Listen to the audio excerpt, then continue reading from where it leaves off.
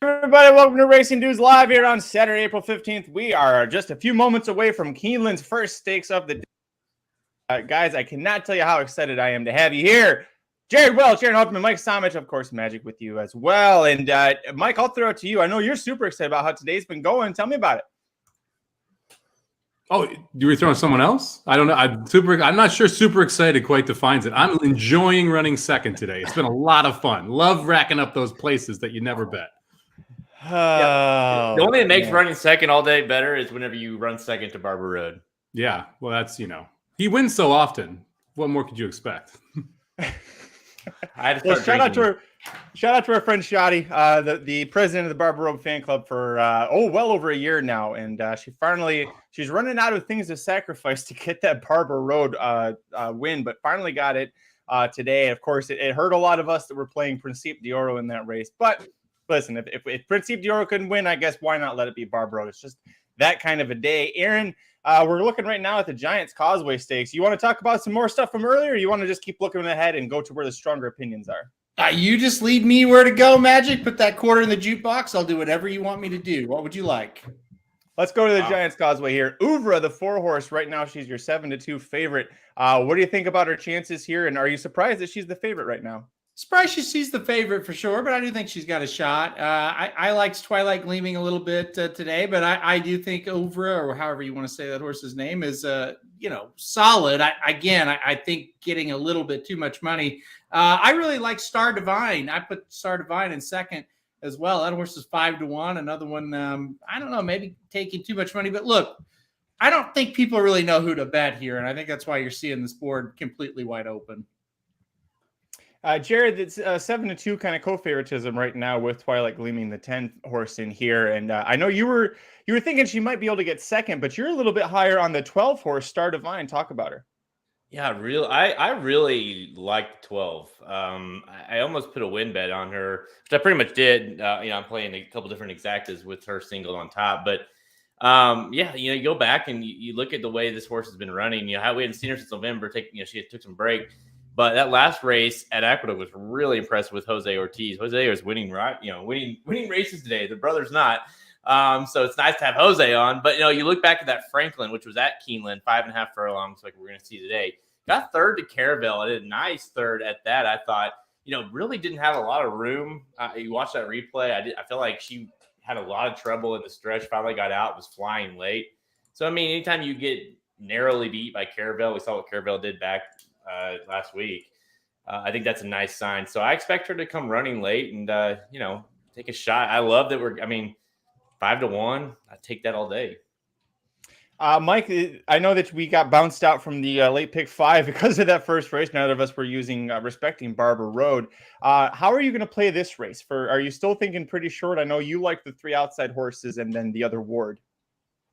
Twilight Gleaming. That horse is going, baby. Today is Twilight Gleaming's day. I like this horse at the Breeders' Cup. Didn't break well. Wasn't a great setup for it because of how much speed was there. Wesley Ward been firing on all cylinders this meet, and it just feels like the IRAD hate is starting to, the meter is going this way, which means it's going to snap the other way. He's going to get it done here. I think Twilight Gleaming goes gate to wire. Yeah, when you see a case like this where, some of the horses IRAD's been riding the last 2 days at Keeneland, they weren't getting home when you were expecting them. Is that a case where I've seen some people hating on him for his ability? It's not really IRAD's fault if you can't pick up like the big favorite in the first race. Was he supposed to literally carry that horse home? I don't know what people were expecting, but Mike, does that deter you as we get later in the card when you see a jockey struggle like that? I don't think it's really struggle. I mean, you look at the first race favorite, the horse was 3 wide the whole way, didn't really get the trip that he wanted, wasn't able to get the job done. You look back at yesterday, travel column was empty. He rode the horse well, had the factions where he wanted, just was empty.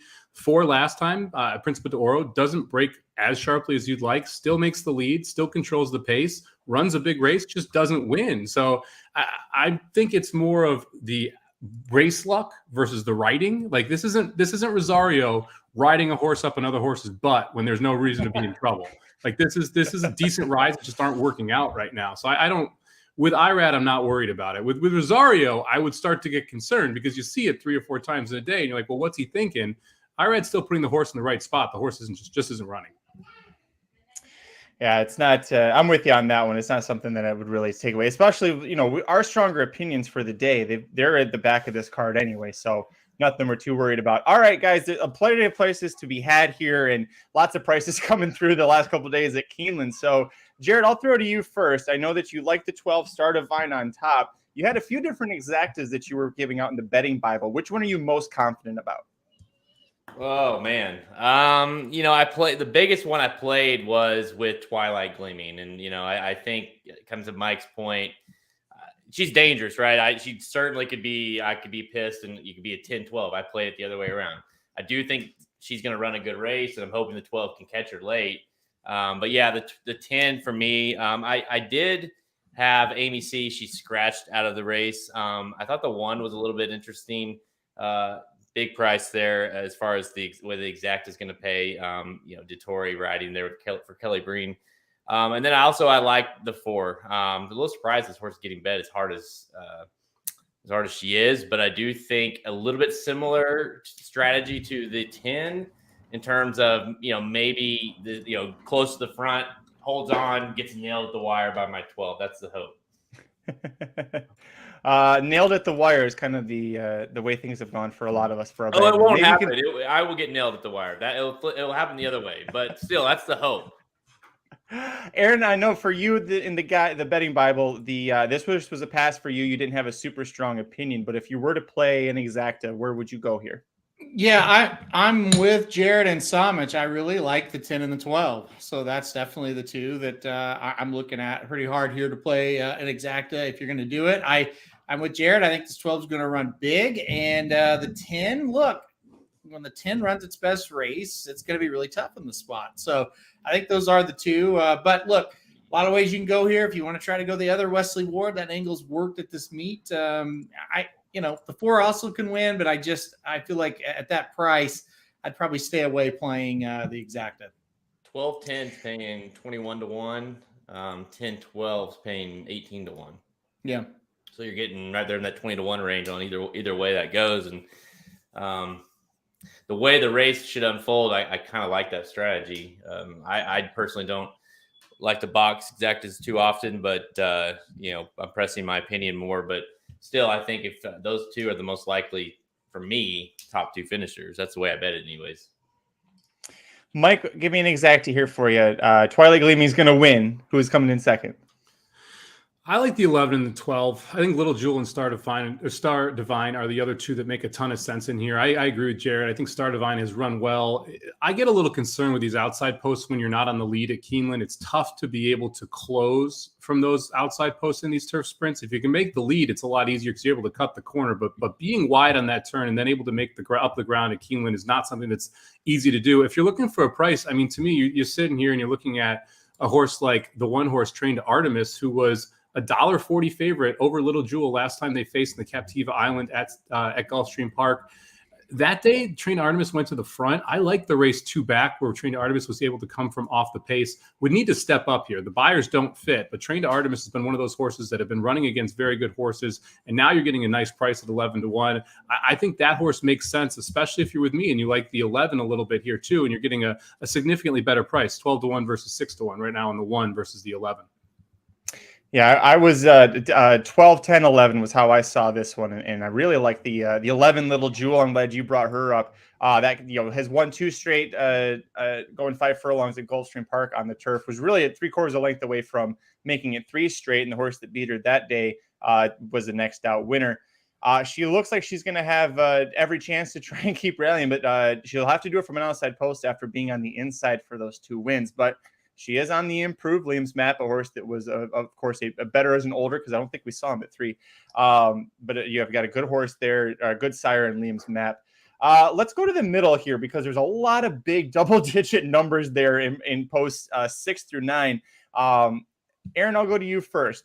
Horses 6, 7, 8, 9. Find one of those. Make a case for why they're going to hit the board here. Oh, good one. What about the 9 with Flavian Pratt aboard?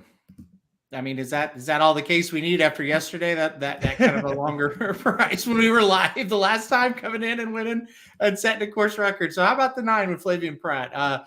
This horse, does have some wins, earlier in his in her resume. Last 2 races haven't been very good. Maybe Flavian kind of gets this horse back on track today. Give me the 9 to hit the board. Yeah, that's the one I was kind of looking at too. You can the career best number from a buyer perspective by quite a long shot was here at Keeneland over the same course and distance against conditional claim or conditional allowance horses, but had a top-notch jockey in Luis Saez aboard. And you can look back earlier, the last time an elite level jockey rode, Irad Ortiz Jr. almost put this horse in the winner's circle at Kentucky Downs.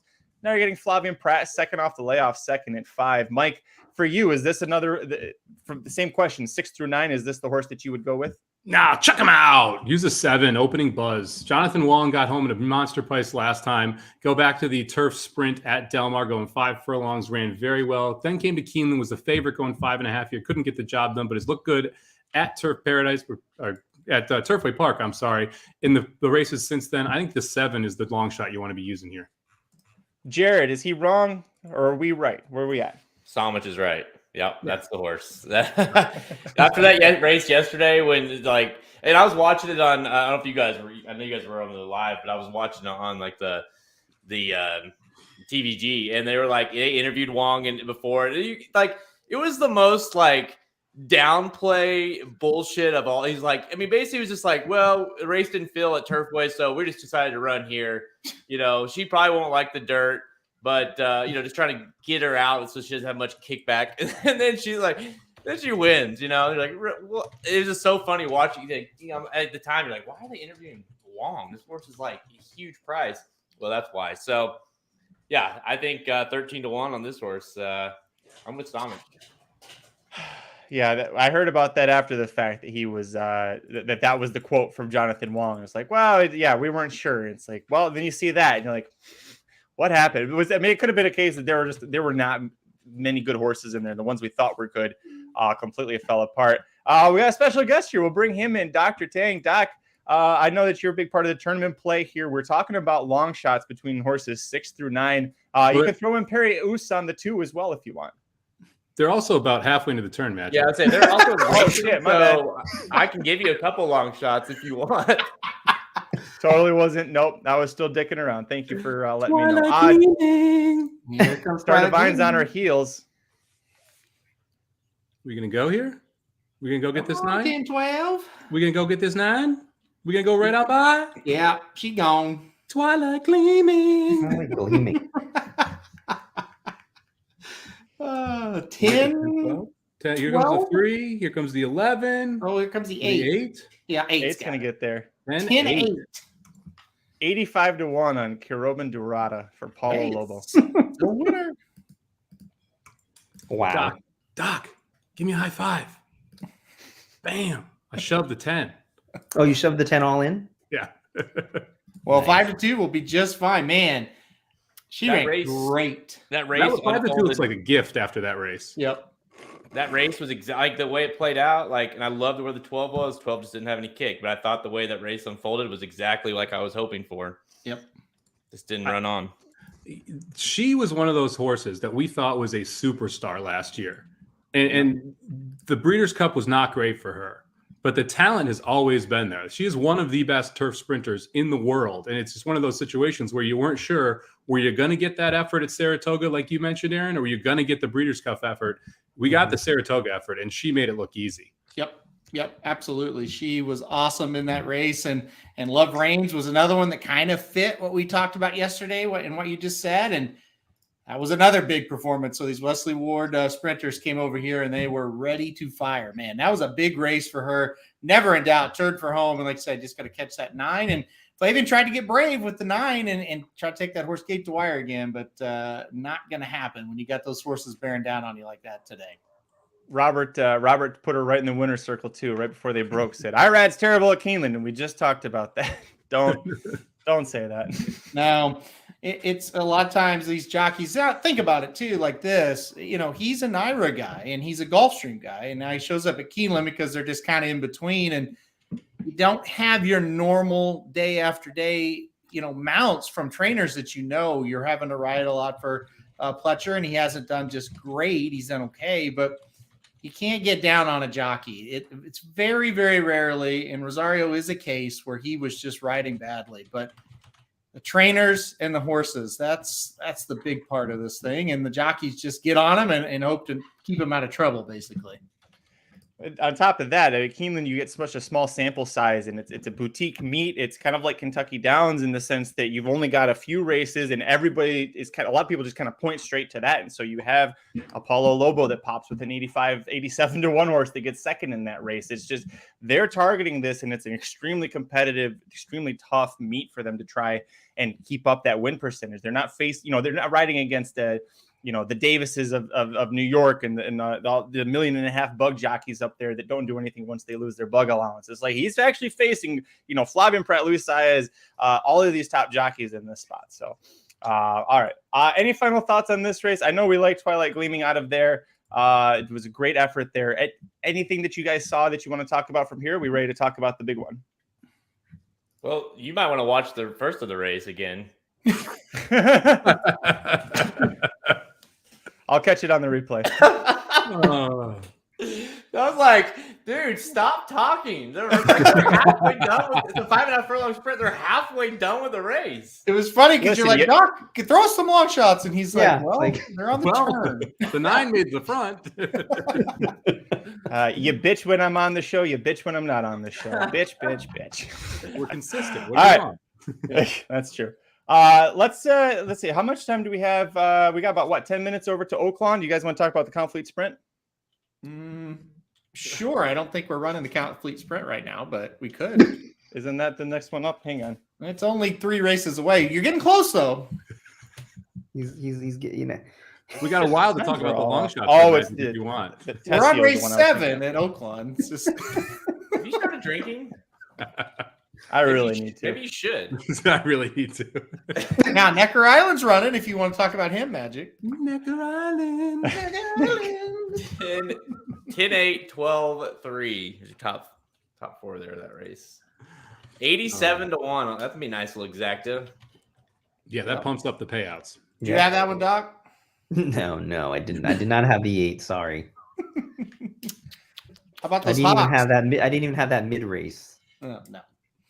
No, I didn't have it late stretch either. So yeah, Jack kind of brings up. It's going to be interesting to see how these odds are bet in this next race here in the Lexington, which of course is the final, the official final Derby prep of the year, or at least of the 2023 Kentucky Derby. Yeah, it'll be interesting to see how Disarm goes. How what First Mission gets, how he gets bet. Gosh, I think Disarm's going to be bet pretty hard, but Arabian Lion too. Like, how hard is that horse going to get bet? I'm really interested to see who goes off the favorite, because we have 5 legitimate horses that are going to take money here, and where that distribution of money is going to, in my mind, kind of push me toward one horse or the other. First Mission's down there at 6-5. I think it's really tough to bet First Mission, especially with Demolition Man also in there for Cox.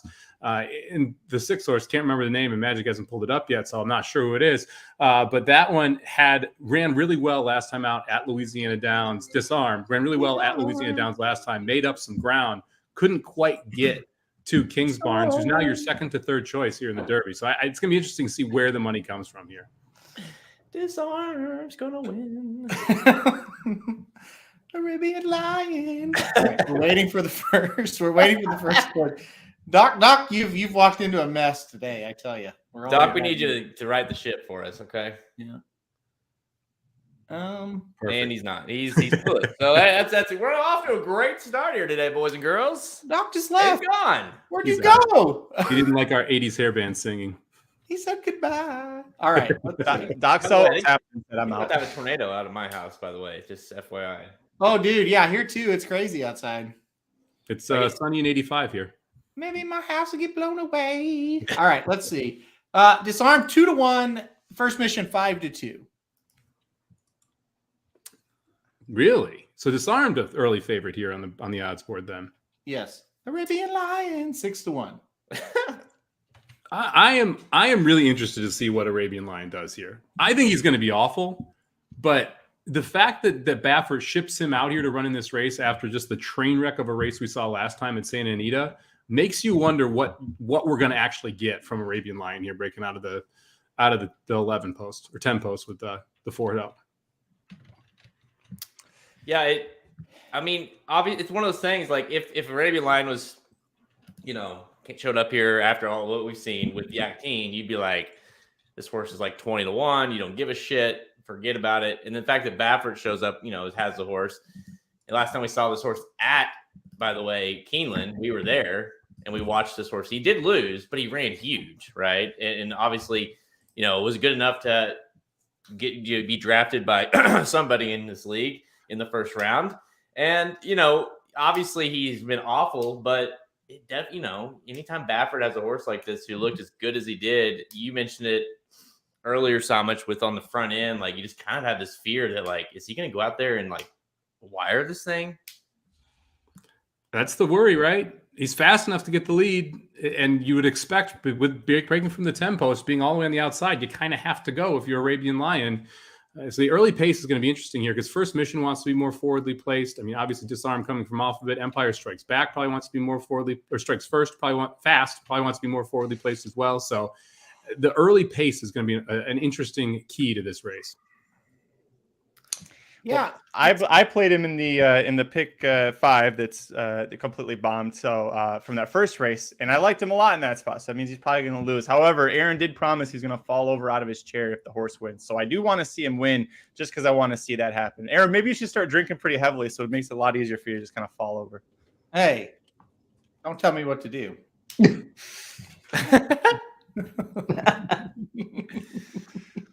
So glad I showed up for this today. Yeah, look, Jared and I have talked about this privately and on the pods and stuff. We really like First Mission. The whole day is going to really come down to First Mission. They're getting the odds. He has to do something that none of the other bankroll horses have done yet today. Win. So you can talk about Arabian Lion go gate to wire. Yeah, probably going to happen since we've had some bad luck today. But I still sit here and I think, well, I like First Mission and we're getting the price. So we shall see.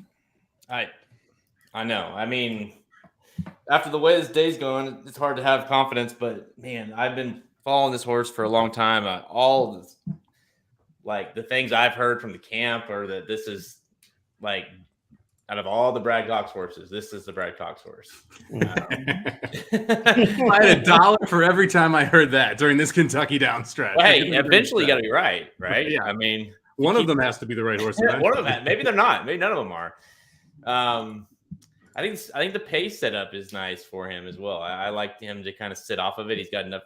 That last race was just really visually impressive. It was a nice race, and the fact that he shows up here, when he kind of like what you alluded to a little bit with Arabian Lion. It's like the fact that he's here. It's like he really didn't have to be. He's coming out of a maiden special weight. Like he could have ran an allowance. Could have ran. I mean, it depending on where the goal is, but you don't have to run here. So the fact that he shows up here tells you that he's going to fire a big race.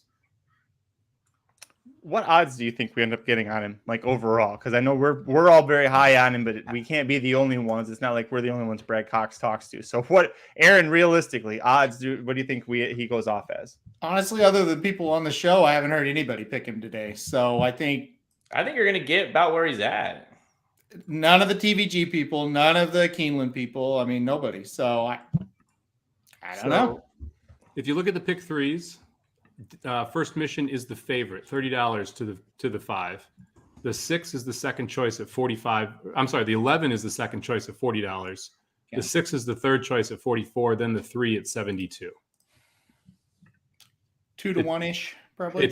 It's flipped in the doubles. It's 5-6-11 in the doubles, 5-11-6 in the pick threes. So I think you're going to see the 5 go off around 2-1, maybe like 9-5 at the worst.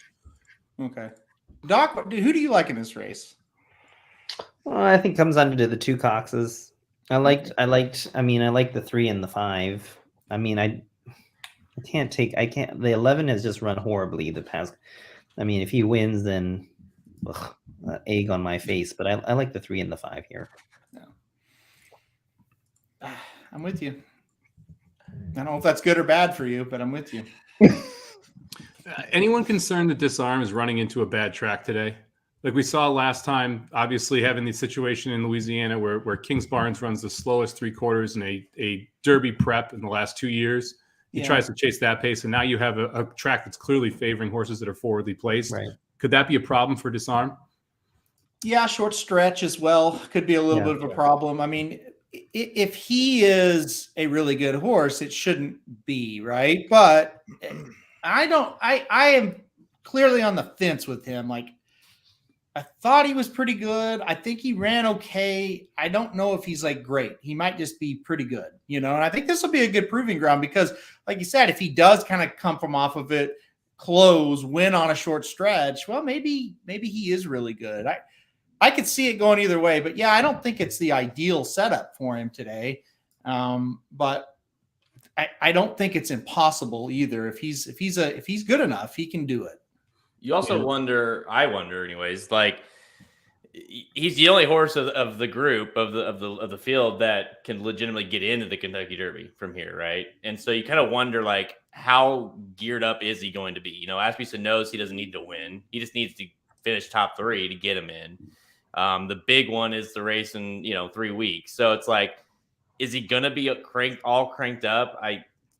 I would say likely not, so that's the other concern as well. I would be surprised if he ran like this huge race. So that's another factor, I think. Whereas a lot of the other ones, I mean, this is their race, right? This is their Derby because they're not going to the Kentucky Derby.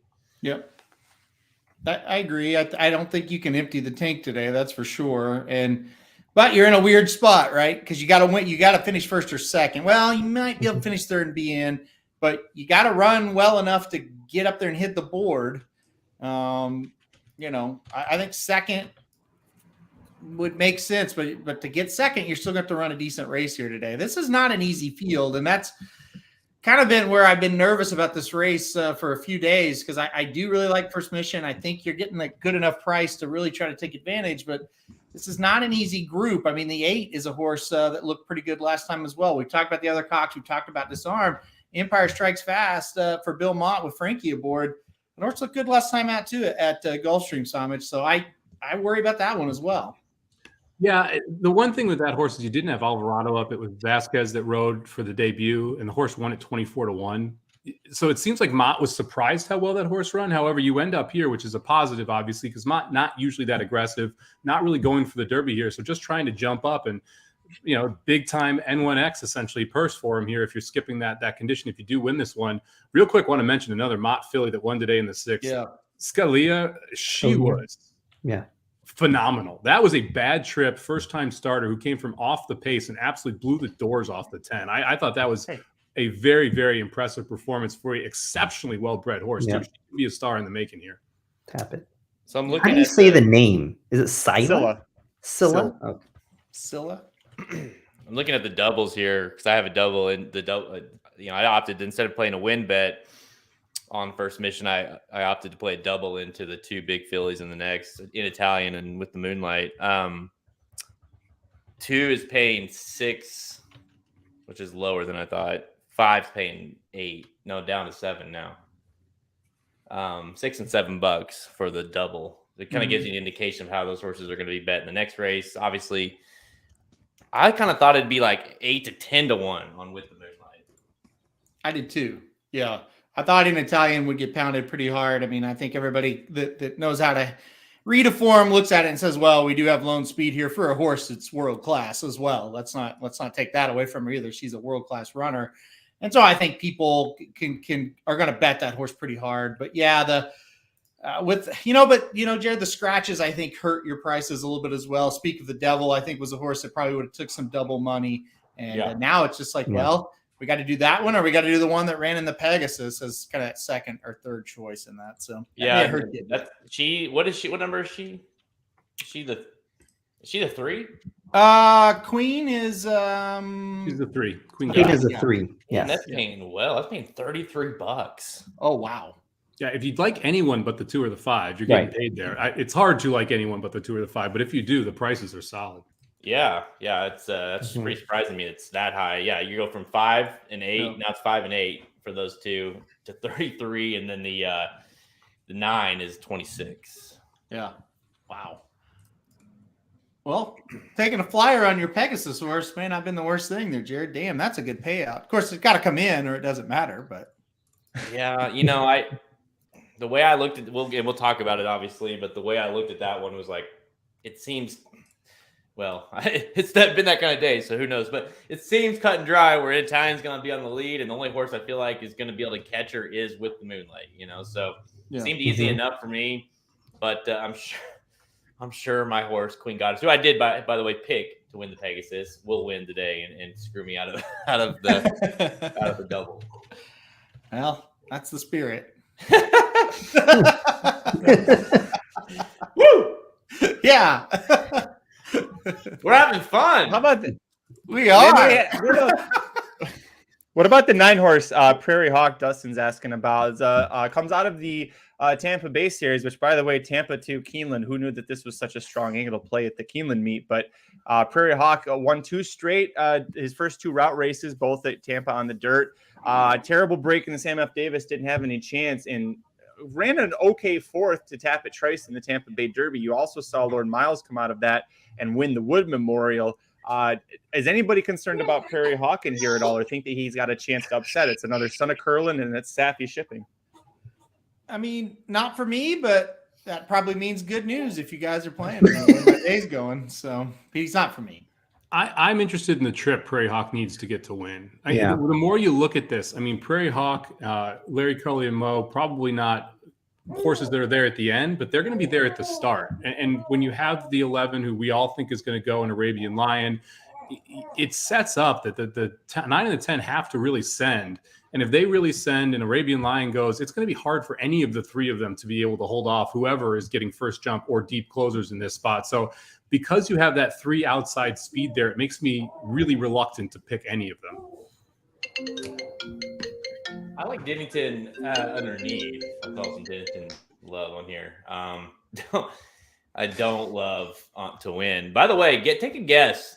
You may have been stolen here because I've seen some comments about it. Take a guess who if it's not Disarm, it's not first mission. Who's the 3rd lowest double in Italian? Arabian Lion. Yeah, 11 to 1. Would you take 11 to 1 on that, or Arabian Lion 7 to 1 on Disarm, or 5 to 1? I mean, it's crazy. That horse is definitely getting bet. I mean, it's second choice in the pick 3, so you got to expect there's going to be some money coming in late on Arabian Lion. I mean, 6 to 1 is a better bet than betting that double. That's for sure. We got another special guest. Oh wow! What's up, buddy? Good? What's good, Racing Dudes Nation? We're here. It's the race you all wanted. It's the big one, right? This is the one. There's the energy, baby. Let's go. Yo, come on. You got to be pumped. This is what we like needed. the last call for alcohol kind of race here, right, boys? Let's see what goes on.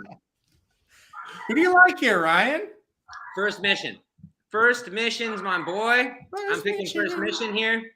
But, man, I feel like there's 4 horses here that you got to keep an eye on, and you probably talked about them to death before I walked in, right? Demolition Duke, you got Pratt, that's a guy you got to look out for today because Cox, he's got his eye down the road, the summer campaign, and this is where it begins for these horses. See, you're shaking your head yes, right, Mike? So kind of he's got that. And then you've got Bob Baffert, who's coming back for revenge, and I think he's saying, hey, can I maybe make this horse get me some points back in my my wallet just to piss off the whole horse racing world here and get me a Preakness or a Belmont out of this Arabian Lion. But I also don't know. Maybe it's just that crazy owner, man. He spent so much money in this sport, and I can't blame him for trying to see if he can get some money back for these horses. He's got to make that Hijazi money back, right? So Somehow. Somehow, Not making it back with Hijazi. Well, he paid for Hijazi with Medina Spirit's mortality insurance. So there you go. Whoa. Whoa. Hot takes. Whoa. I don't know. if I'm lying, I'm flying, and I'm sitting on my ass. Hey, as an owner of Disarm, are you nervous? I don't know what to make of this horse. I feel like, tell me what your guys' take is on this. I'll answer your question with no, I'm not nervous, but I don't know. I feel like there's people who love this horse. There's people who are completely off this horse, and I don't know what he's going to do today. Like, I won't be surprised if he doesn't hit the board. I won't be surprised if he just like runs up to get third because he just wants to get in. I won't be surprised if he turns out to be a good horse, but I legitimately don't know. I feel like this race is going to tell me. What do you guys think? Same thoughts on that, or? Agree. No, I definitely agree. I think this is going to be a big test for him one way or the other. Short stretch, horse likes to come from out of it a little bit. I'm a little bit worried about that. Maybe he gets a little bit forwardly placed today, though. If a little bit, third start of the year, second start against Stakes, maybe. I don't know. If you look back at Disarm too, though, he was only 2 lengths off a 22-3, 45-2 opening half mile, going 7 furlongs. He was attending the pace at 23-1, 47-4. Half mile, going a mile. Like, he has the ability to be closer if he wants to. You would hope that Jose Ortiz, who is riding exceptionally well right now at Keeneland, has been obviously paying attention to these races, puts this horse more mid-pack versus all the way in the back trying to make a big closing kick. I think the 3 Demolition Duke is the horse that's going to try and come from way out of it. If this collapses, I think it's a great situation for him. I think Disarm is going to be more middle pack today. I like that thought. And I don't know about this. This is a crazy theory I have. I really love Steve Asmussen. I think everyone here does. If you're a horse racing fan, he's a hell of a trainer, horseman. I feel like he really likes this freaking horse. I don't know. He's pushing to get in the Derby. I don't know if I don't feel like he's a guy who just is there to run. So maybe he really feels this horse has a chance and sees something that maybe we all haven't seen yet, right? What do you guys think about that? I mean, because honestly, he's a Belmont master, in my opinion. He's an incredible trainer down the line. He's pulled off Preaknesses. He's pulled off this, but he is like, I've never seen him try so desperately to get one particular horse into a Derby. Have you guys in your memory seen that? That's what's happening here, right? I think a lot of it might be he just doesn't have one and he wants to be there. I think that might be some of it. It's never a great sign when you're trying to force your way in to the Derby. However, he can win off of that race we saw last time out. So it is a little bit of a mixed signal. I agree, Ryan. A lot of times, people say if you're trying to qualify in a race like this and it wasn't really the plan, then you probably should just skip it. But it is Steve Asmussen, and so I do think this horse has talent. Think about it like this: Gunite and Wicked Halo, 2 horses that ran 2 weeks before the Breeders' Cup last year. Now, neither of them won the Breeders' Cup races they were in, but they were in tough spots, and they did still run okay. So, he's done it before. It definitely is a little bit of it's a mystery one way or the other what he's really trying to do here. So we're now 7 minutes to post. Now both of those horses, the 5 and 6, down to 2-1. So it's going to be hotly contested. There was somebody in the chat talking about Empire Strikes Fast. We mentioned him. Yep. He's another one with mixed signals a little bit, right, Somich? I mean, you mentioned it. He had Alvarado, or he didn't have Alvarado on debut. He's 24-1. Dreamlight came back and ran okay after that race, but still wasn't great. I don't know. I'm just back and forth. Yeah, to me, it's the price on that opening and then the lack of having Alvarado. And I keep mentioning that because Alvarado is his go-to guy, especially at Gulfstream Park, especially when you're looking at these first-time starters. So, and it makes sense for Alvarado not to be on this horse. He's not there today, so not a big issue in that front. But when you go back, and it's really Dreamlike was 1-5 in that race. So Dreamlike monster favorite. That's one of the reasons you saw 24-1 on Emperor Strikes Fast.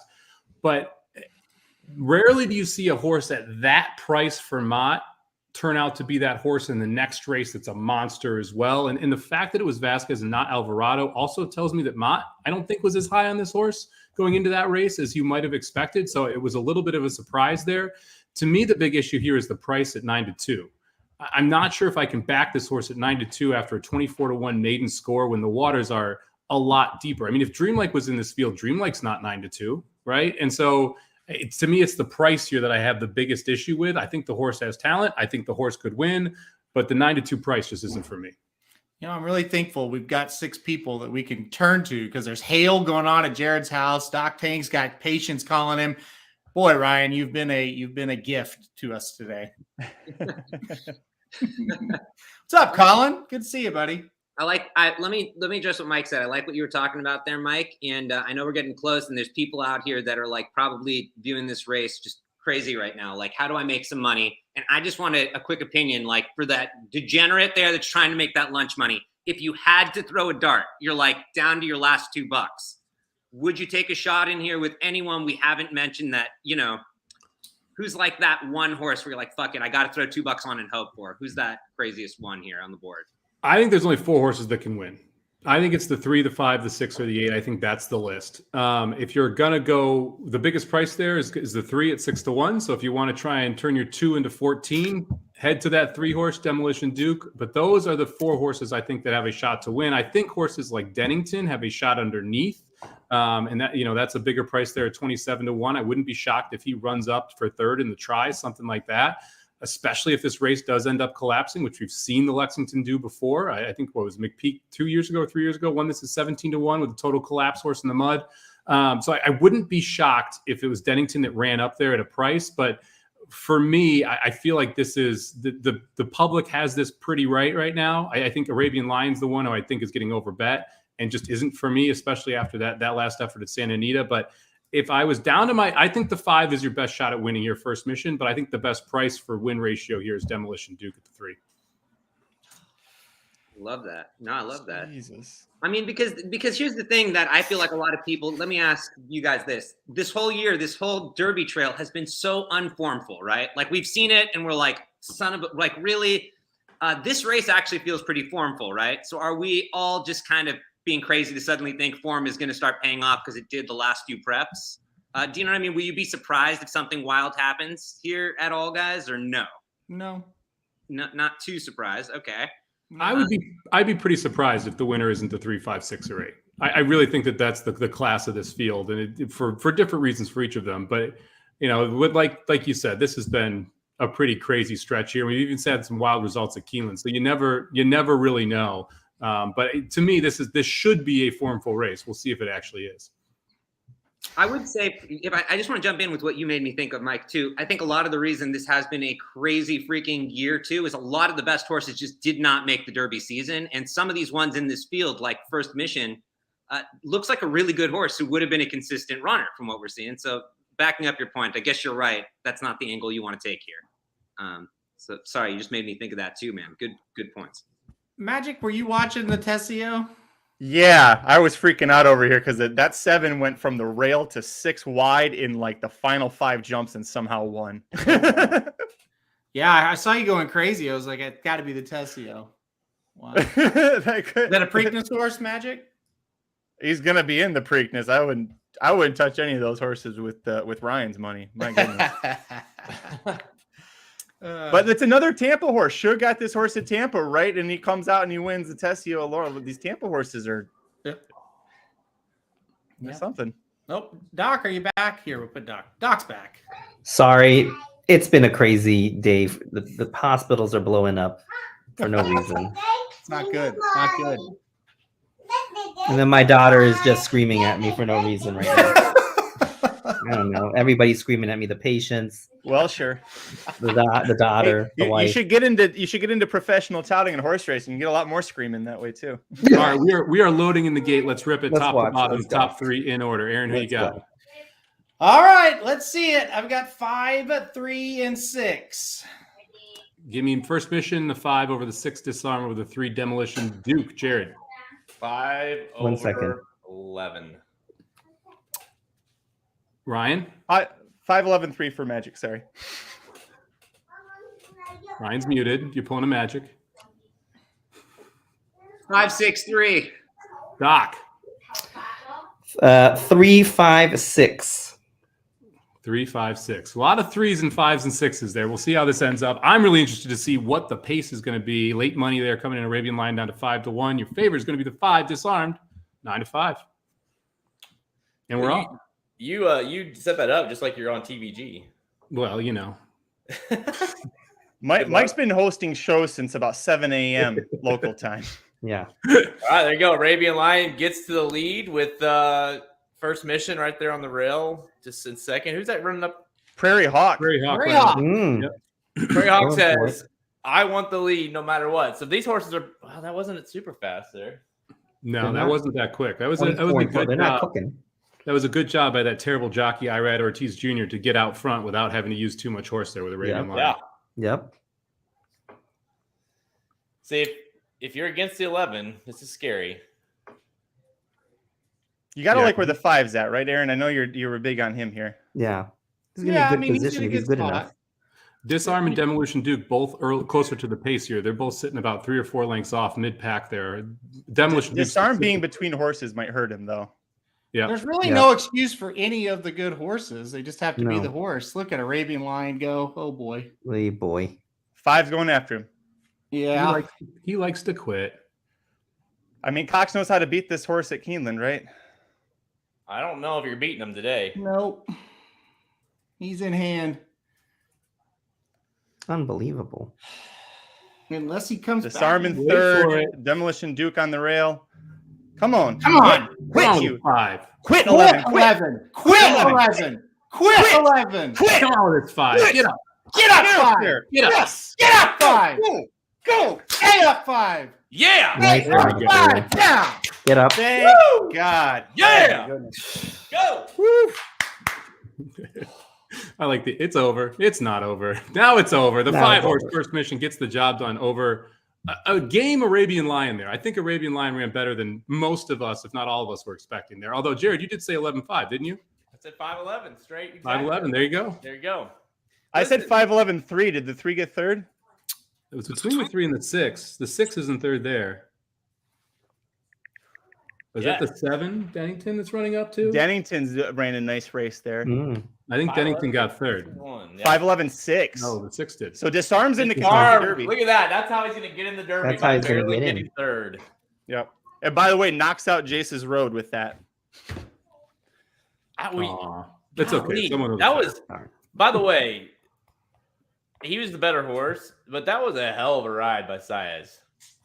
Like he got away from him. You tell he needed more. He cut the corner, went up the rail.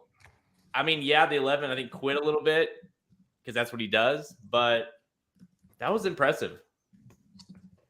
They had space. They had margin on the rest of that field too. I mean, the 2 of them ran well there. Arabian Lion, I thought Irad did a great job handling that pace and slowing it down a little bit. And it he went out a little bit, and that's when you knew he was in trouble. When he kind of fanned out on that turn, it's like he's not cornering as well as you'd like. You can tell he's tiring a little bit. And Saez did a great job of keeping first mission on the rail to be able to get to him.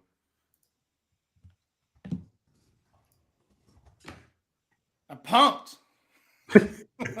I can tell. But no, first mission. My cold pick 4 still alive. This Arabian Lion horse, why? Like 7 furlongs, 6 furlongs. The way that horse rounded the corner, I thought there is no way. He looks great, and he just drops anchor again. Get him out on the lead, get him in a shorter race. Maybe even try the Pat Day Mile. I don't know. He ran much, much better today. Much, much better. Yeah, that feels like he's a 1-turn, 7 furlong, and 1-turn mile horse at his best. That's where you're going to see him excel. Well, the case that the reason I had him in the pick 5 for the Magic Mike show is I said there's the one time that everything seemed to set up perfectly for him to be. This is when he wins at 2 turns because he should be at 1. You have the short stretch at Keeneland. You had what looked like a lone speed pace advantage on a track that we've seen time and time again play favorably speed. You guys talked about it as it was happening. Disarm and also Demolition Duke a lot closer to the pace early than they usually are, and I think all those factors are combining for making it a good shot for Arabian Lion. He can't go Pat Day Mile because Baffert still can't go to Churchill unless they send this horse to someone to back to Yakteen or something. But definitely a horse to watch out as they shorten up and we go to New York. I think there'll be a lot of big races for him there. A couple things I'd like to digest here. We got a lot of hate. I don't know, at least on Blinkers Off in the comments about First Mission. The pit we both love for Mission. I don't know if you guys get on Magic Mike. A lot of hate. He can't do it. He's not good enough. So there you go. Number 2 is I think this is the hang on. I think hot take coming. If the Derby was in the mid to end of May, he would be a legit Derby contender. This horse would be. So I guess naturally that makes him a Preakness contender, right? I have very little doubt he'll go to the Preakness from this race. I think he is 100% the real deal. He wants to go long. He wants to keep going long. This horse is extremely talented. Boy, some hot takes going on in the chat there. First of all, I don't know what you wanted Irad to do differently. He did everything he was supposed to on a speed horse. Well, my buddy, my buddy's texting me. I'm sorry. My buddy's texting me and saying that he tried to kill that 5 horse on the rail too when he came up there. I don't have any idea. He made it tight. I saw it happen. He saw the 5 coming. He saw the 5 coming, and he was trying to move 11 over. That's the classic Irad move: is shut off the rail and make him go wide. And that's what he was. But Luis had already put the horse in position there. Well, a lot to unpack for this race for me. I'm not going to go where Jared went yet without seeing it again, but I do think that was an extremely good first stakes race for him. Good gutty effort. A horse we were high on and came on and ran extremely well. I'll give Jared credit. He was worried about Arabian Lion. I was worried about Disarm. Arabian Lion was the one to worry about, without any doubt. I was never worried about Disarm at any point in the race, but boy, Arabian Lion scared the shit out of me in that one. So, yeah, love it. That was a huge win for us on the bankroll, and on to the next.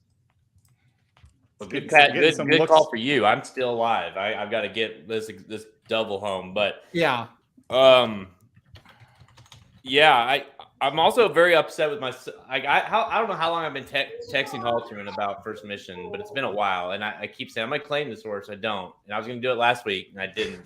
Partly because, I've got Tabit Trice. I've got several horses that are at least running. I'm in the running to win the thing, so I didn't want to lose 20. If you win this, you're just basically breaking even. But now I'm 100% gonna have to win a shake now for this horse. I guarantee it. Well, we'll be in there to help you. We'll be there to lose it. So that's what we do, and we lose claims. I honestly think it was probably March when I wanted to claim this horse. Sometime in March. So it's my own fault. Yep, it is. Totally. Correct. Good analysis. Well, the best part is every time I mention it, Halterman's like, I don't know, that horse, he kind of sucks. I don't think so. And then like 2 days ago, he's like, I think this horse is gonna win the Preakness. You little bastard. Preakness horse. Preakness. Preakness. You can't trust the dictator. To this comment here, Jack, when you are a public handicapper that not only is it free, but you can also buy our stuff, and you're having a bad day and you're getting emails and you're getting Twitter comments that you're terrible, and then you hit a race that you told everybody to crush that paid for your picks, and now you're ahead for the day and guaranteed to be, I can go as overboard as I want. And when you have that pressure on you, you can act like that. And so I will definitely celebrate. And again, as far as going forward, like I said, I'm not going to go with Jared's.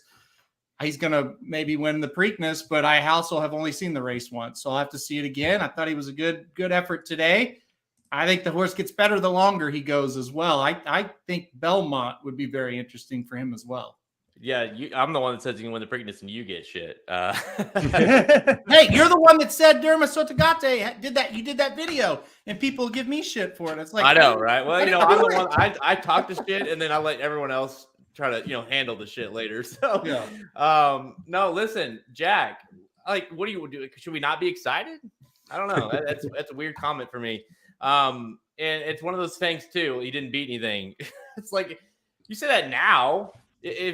Like you liked the field 5 minutes ago, so it's just one of those things. Like, I don't know what you want. By the way, let's not disregard the fact that he had to beat some major. You cannot tell me how bad Arabian Night has been, and Arabian Lion, I'm sorry, comes here with Baffert and he runs like that. Now, I'm not gonna sit here and say like you can come to your own opinion there, but he had to overcome that as well.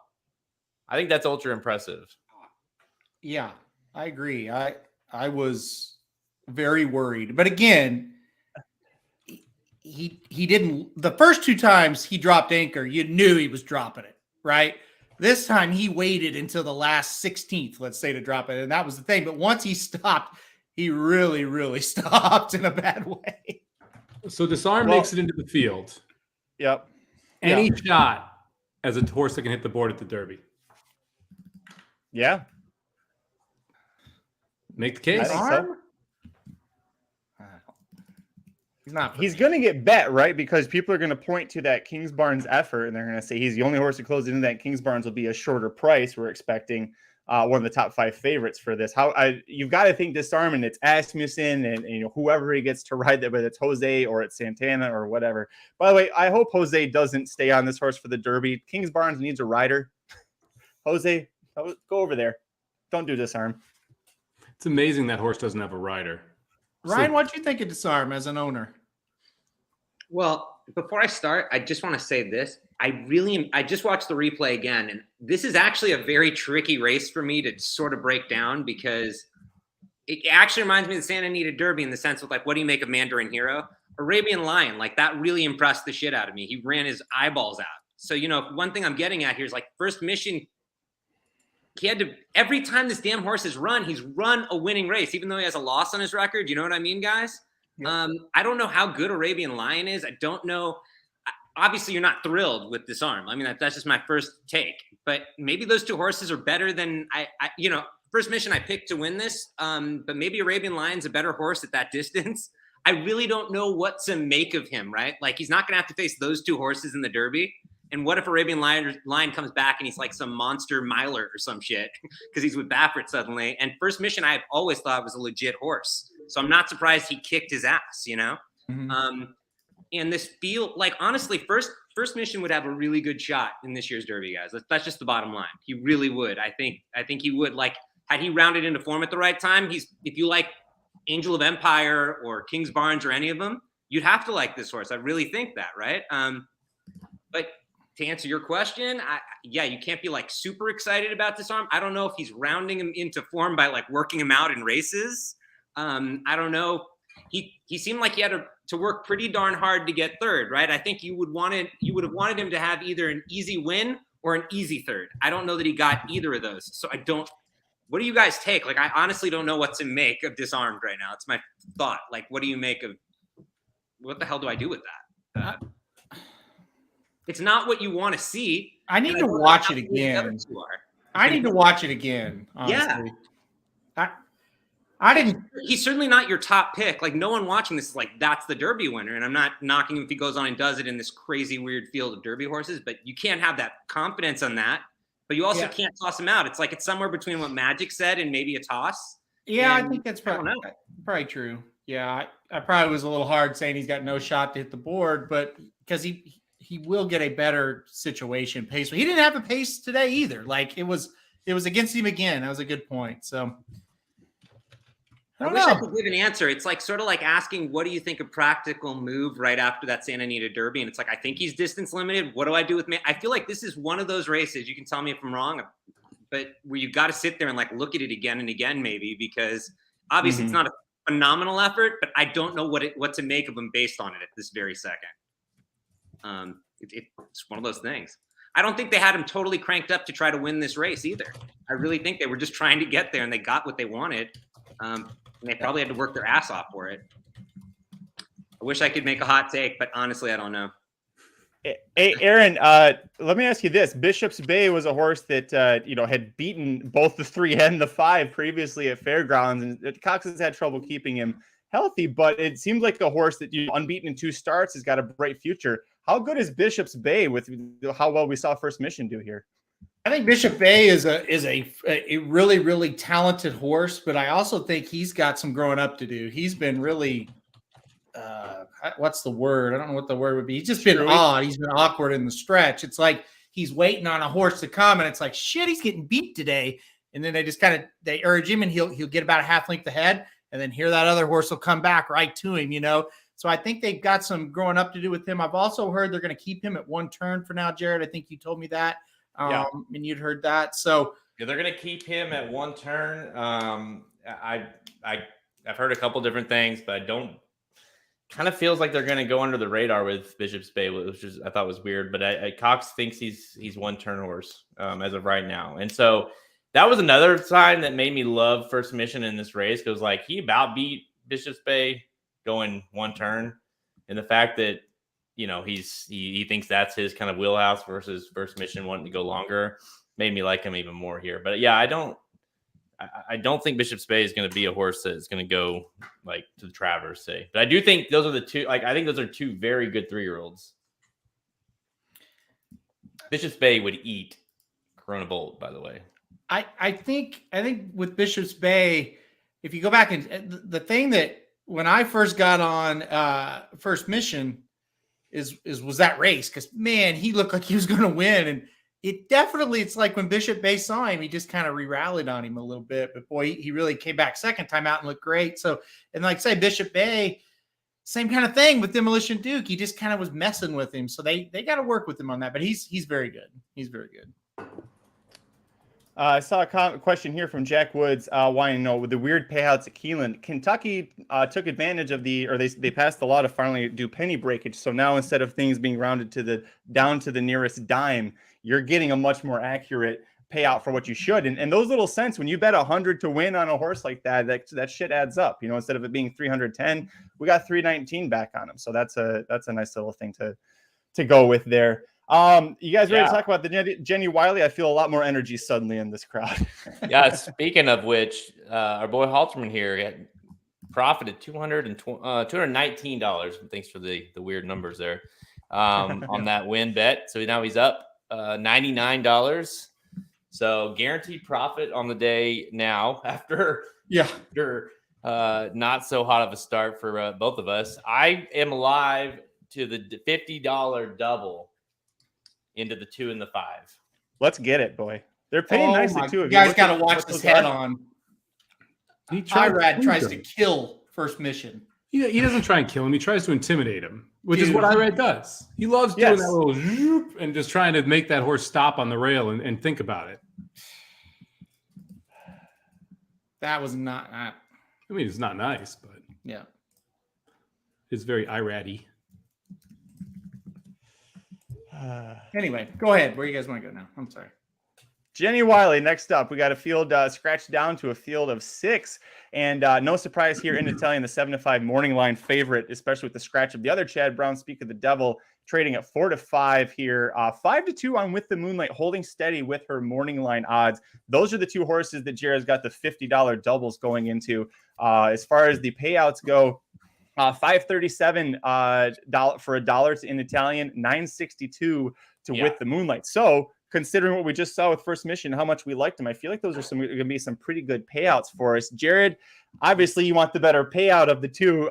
So with the Moonlight, but what is it about those two fillies that you liked in this race? Well, yeah, and I also have a $30 exacta straight 5-2 here. So a 5-2 finish here would be great.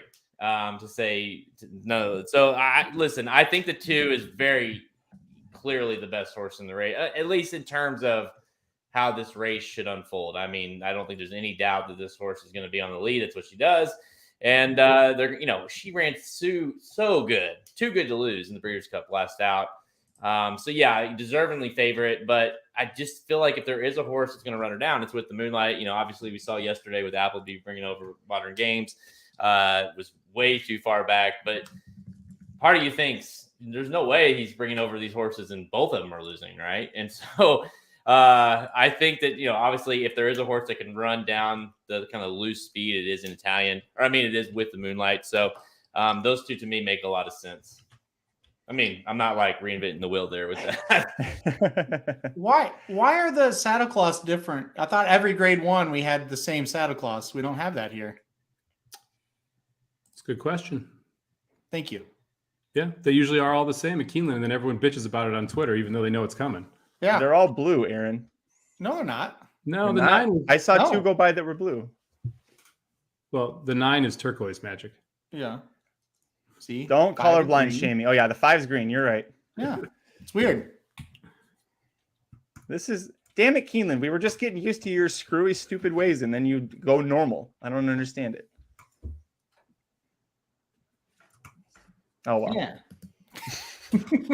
Mike, I want to throw to you real quick. I know that you, a filly that you were interested in here is the 9 White Frost for Bill Mott. Tell us about why the 9 has a lot of interest, but maybe not necessarily to win, but to maybe hit the exacta.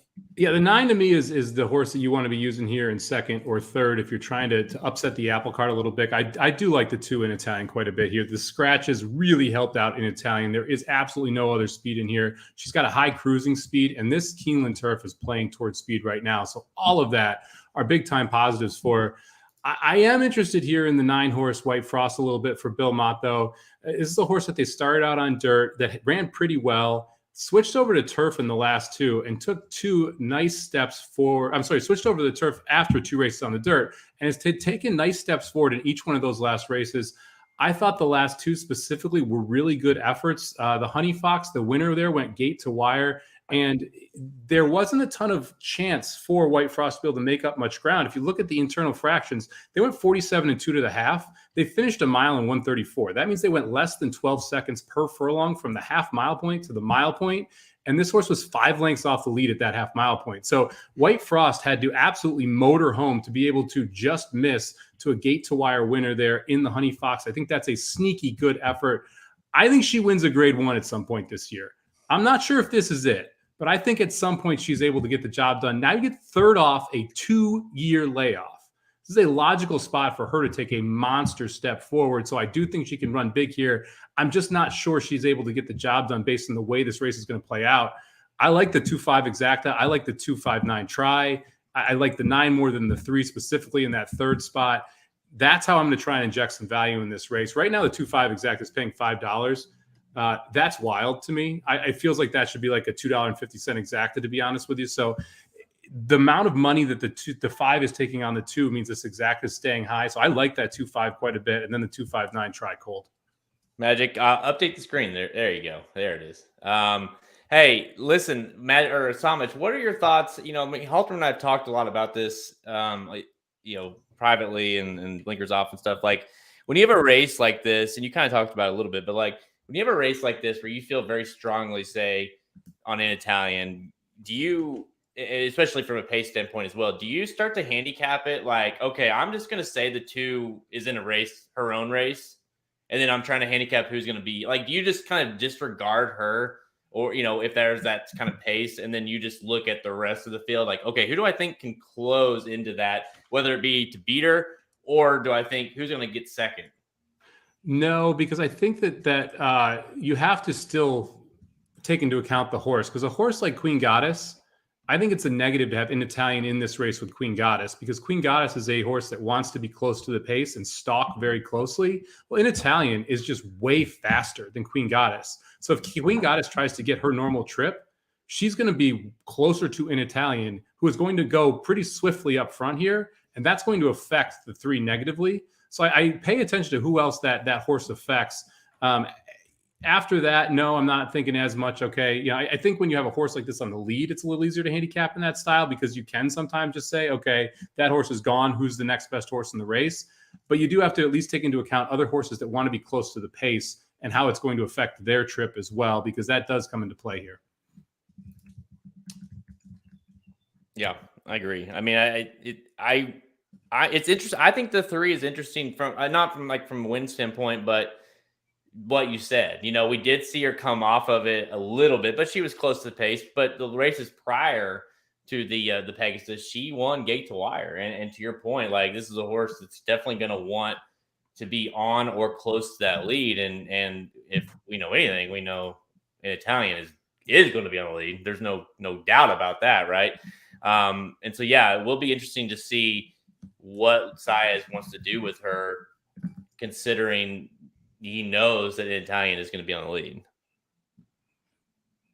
And that's going to be a key, is how does Queen Goddess handle if an Italian goes 23:46, which she's known to do going longer than this. If she goes 23:46 and Queen Goddess wants to be 2 lengths behind, that's going to be a problem for Queen Goddess. Dude, she went a mile 3/16 in the Breeders' Cup, Philly Mare Turf. She went 46 and 110. Yeah, that's a problem for Queen Goddess. And hung on. I mean, she was like Tuesday, who a very good Aiden O'Brien horse, beat her. Like, it was a great performance. And, you know, 3 races back in the Diana going a mile and 8, 45 and 109. And she won. Like, she's a problem. Because like Queen Goddess, she's running like 48 and 112s. Like, she ain't gonna be close to the lead if that's the rate, if that's how an Italian's gonna go, which that's how she runs every time. Queen Goddess is gonna have to sit way off of it. Yeah. Or she's screwed, like you said, you know, or she's just gonna get burned up. The only nervous kind of twitch that I have about this race is these route turf races have been funky at times over this track, you know, but every way the track is playing favors the 2-horse, right? It almost to the point where it seems a little, and it's never easy, but I'll say it seems like it's just too clear. How about that? It's too clear on paper. The 2 goes to the front, and it's just going to be who closes in and gets up for second, right? It just seems clear that that's the puzzle before the race or before the gates open. That's how the puzzle pieces are going to lie here. I just don't see another horse, and Jared said it perfectly, that can run as fast as the 2 and not quit. And you guys say it, even in the Breeders' Cup, my God, she ran a tremendous race. Even though she got second, she went fast. She didn't quit, though. Now you've got a completely opposite setup than what she had there, right? Where it's like, you're alone. So it seems almost too clear what should happen here when the gates open. The concern that I have is, and I don't want to put her in the winner's circle here, but is that the 3 is like, maybe that Pegasus was pretty legit. Like, maybe she just continues to get better and better. I mean, that was a nice performance that day. And so I feel like I might like, what if she's the horse that can close into an Italian and not with the Moonlight? Yeah, it's possible. I mean, it's possible. She's sharp right now for sure. You know, Appleby horse yesterday, Modern Games, didn't really show up with the best of efforts. Although we would take a runaway leader and then the 5 clunk up for second today, I guess. Well, also, don't you think it makes you wonder? Like Appleby, like he mentioned a couple times, like, hey, we let that horse get we got way too far out of it. You know, we have any chance? Like, makes you think like it's gonna make sure that with the Moonlight's in striking distance here. Versus being way out of it yet again. Yeah. Well, and the jockey William Buick he's one of the best riders in Europe. He's got 9 Grade 1 wins in North America to his name, 7 in Breeders' Cup races. So he's not a dummy. I saw some people were really pissed off at him and blaming him for the ride. It's like it's what Modern Games was supposed to, you know, he did what he was going to do. It just didn't work out for him. It just wasn't his day. But you would think that, yeah, he will adjust if he needs to with the Moonlight. My concern with the Moonlight, and another reason I was so confident in Italian, is when With the Moonlight came over, she did win a grade 3, and she had a questionable ride from, of all people, Frankie Dettori in another graded stakes, but she only was 1 for 3 against the 3-year-old American Turf fillies. One of those, maybe she should have been 2 for 3, but she wasn't beating, you know, superstar horses. McCulloch didn't turn into anything superb, and consumer spending didn't turn anything superb. So for her to now come in to face an Italian who really I thought was going to win the Breeders' Cup filly and mare turf last year until getting caught by a monster in Tuesday.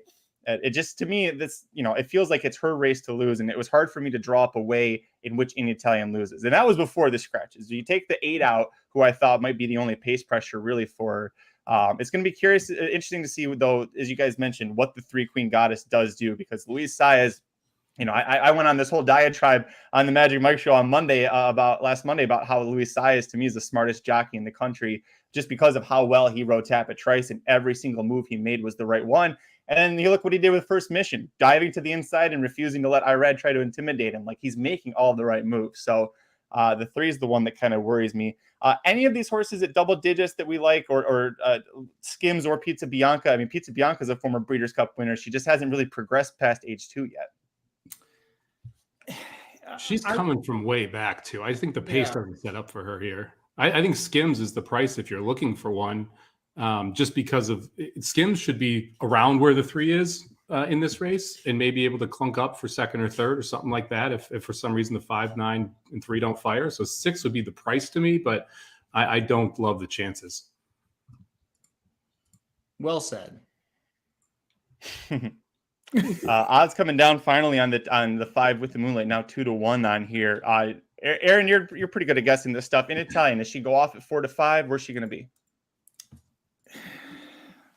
It seems like she's going to hold at 4-5 as I look at some of the other things. Maybe 3-5, 3-5 or 4-5. I think she'll hold. I mean, it's a pretty mature pool. We have $500,000 in there. So it's going to be tough for her to move off the 3-5 price. And you look at the doubles, right? We were talking about that. The 2 pays 5, the 5 pays not, or 10. You would expect even money 2-1, 4-5, 2-1. So it seems like the board is going to be where they actually go off. Yeah. This will be interesting to see how this thing unfolds. Will the 2 get out there to that lead? We think, sometimes we say, hey, everybody on paper we'll see that on paper, and then they might change their writing tactics a little bit to try to pressure that 2. I don't know who it's going to be, but that's kind of the point of it. All right, we are loading up. White Frost is in the gate. Taking a poop while she did it, too. One time. Come on. Let's do it. Oh, she broke. Well. Yep. Okay. I like that they put With the Moonlight in this race, too. Yep. I like that she's sitting right behind the 3. That's where she wants to be. I mean, at this point, the 3 is the horse you worry about because she's out there right there with them. But 2 broke great.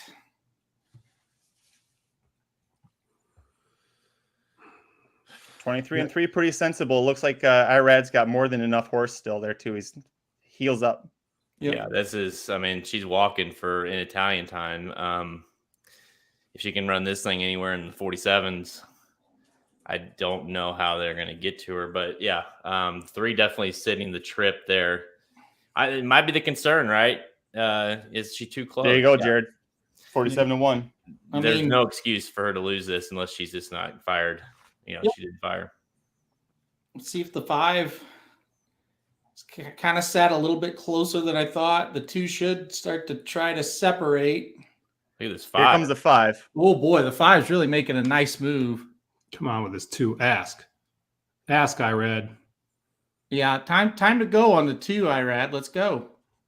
Come on, 5. Come on, 259. 259. One time. Get up, 5. Second 5. Get up, Second 5. I think you got this, boys. 259. Get home. Come on, 5. Battle 259. 259. 259. 259. 259. There you go. Let's go. I might be winning the grade 1 gamble right now. Let's go. I've got 4,000 on the exacta and 1,500 on the try. Well, that's not bad, Somich. That works. Oh boy. Woo! Let's go. 4-1 on the exacta. Let's go, baby. 4-1. $40. Come on, baby. Look at her. So I want to talk about these times. 3/4 to the mile, and they just took it down. 3/4 of the mile was 23 and change. That final 16th for her, the final for like 6 seconds, under 6 seconds. Like she was smoking, and he's not even asking her. She absolutely flew. Awesome. Free money. That's why Chad kept her in training this year. That's why Speak of the Devil said no. Whew. Oh, I want to give a special shout out to I do this every week because it happens every time. Royals 15. Thank you so much for the email. There's always one person that buys the Bible halfway through the days when things aren't going well, says you guys are shit. You should never do this again. He didn't say that exactly. He just said today had sucked. It wasn't mean to us specifically. Just today sucked, and we agreed. And every time we get that email, everything turns around, and woof, we got Twilight Gleaming, we got First Mission, we got In Italian. It was great. Congrats to Jared. I know this was a lot of your bankroll, was a third of your whole bankroll went into playing this double. Yeah, fantastic. I had more than half of my whole bankroll on these 2 races, and I got them home. So Yeah, huge. Yeah, special shout out to Brett something. What's his name? Brett. Oh, Brett Glotzer. Yeah, she always complains after like 4 or 5 races. This sucks. Bree, come on, Twitter, Bree, you like, know better. I loved it. As soon as I saw that, though, I felt confident. I was like, Yep. all right, here we go. Here we go. Dallas. I love it. So, yeah, that was what that exacted pay so much? 4-1? 4-1. Wild. 4-1 is nuts. Real quick. That's crazy. White Frost is going to be good. That was a third off the 2-year layoff for the 9-horse, who I thought ran a phenomenal race to run that close to With a Moonlight. White Frost is going to be a good horse. Put that one in your stable. She's going to win one of these graded stakes. Well, she had no chance today, so you're right. I mean, Somich, you said it best. She said, ask, Irad, and that's all he had to do. He just had to ask, and it was over. He was so cold, and that 5 was cruising. That got a little bit shaky. That was that awesome. race. I mean, kind of unfolded exactly like you thought it would. You know, Can we get 10-1 on this try? Is that crazy? Great job, Somich. You really think you're going to be ahead? The leader's at 17,000. I am going to get back $20K for my exacta, and then I have a $1,255 try. Okay. So I think so. Are you able to see what the leaders would have had in there, or do you only find out after the fact? I only find out afterward. Okay. I didn't know if it was a situation like they're locked in and then like once the race goes off, they post it or something, but nope. All right. Yeah, Somehow we don't have that here type of technology yet. Wait a little bit longer. Well, real quick, while we wait for that, I do want to say somebody asked if we'll talk about the Apple Blossom. Jack, we're not going to be live for that one. That one's a little too late. We will talk about the Count Fleet, which I thought was an hour ago and apparently is coming up in a few minutes. 7 minutes away on that one. So let's close this out. Any final thoughts other than the holy shit, that was awesome, and congratulations all around, pats on the back? Isn't Italian the best turf filly in the world right now? I think Japan might have something to say about that. I think I don't know who. I'm just saying Japan would say no. I mean, she's the best in the U.S., right? Like hands down. You can't really argue with that right now. Yeah, for sure. Oh, Yeah. I mean, Queen Goddess won the Pegasus, and she dusted Queen Goddess in there.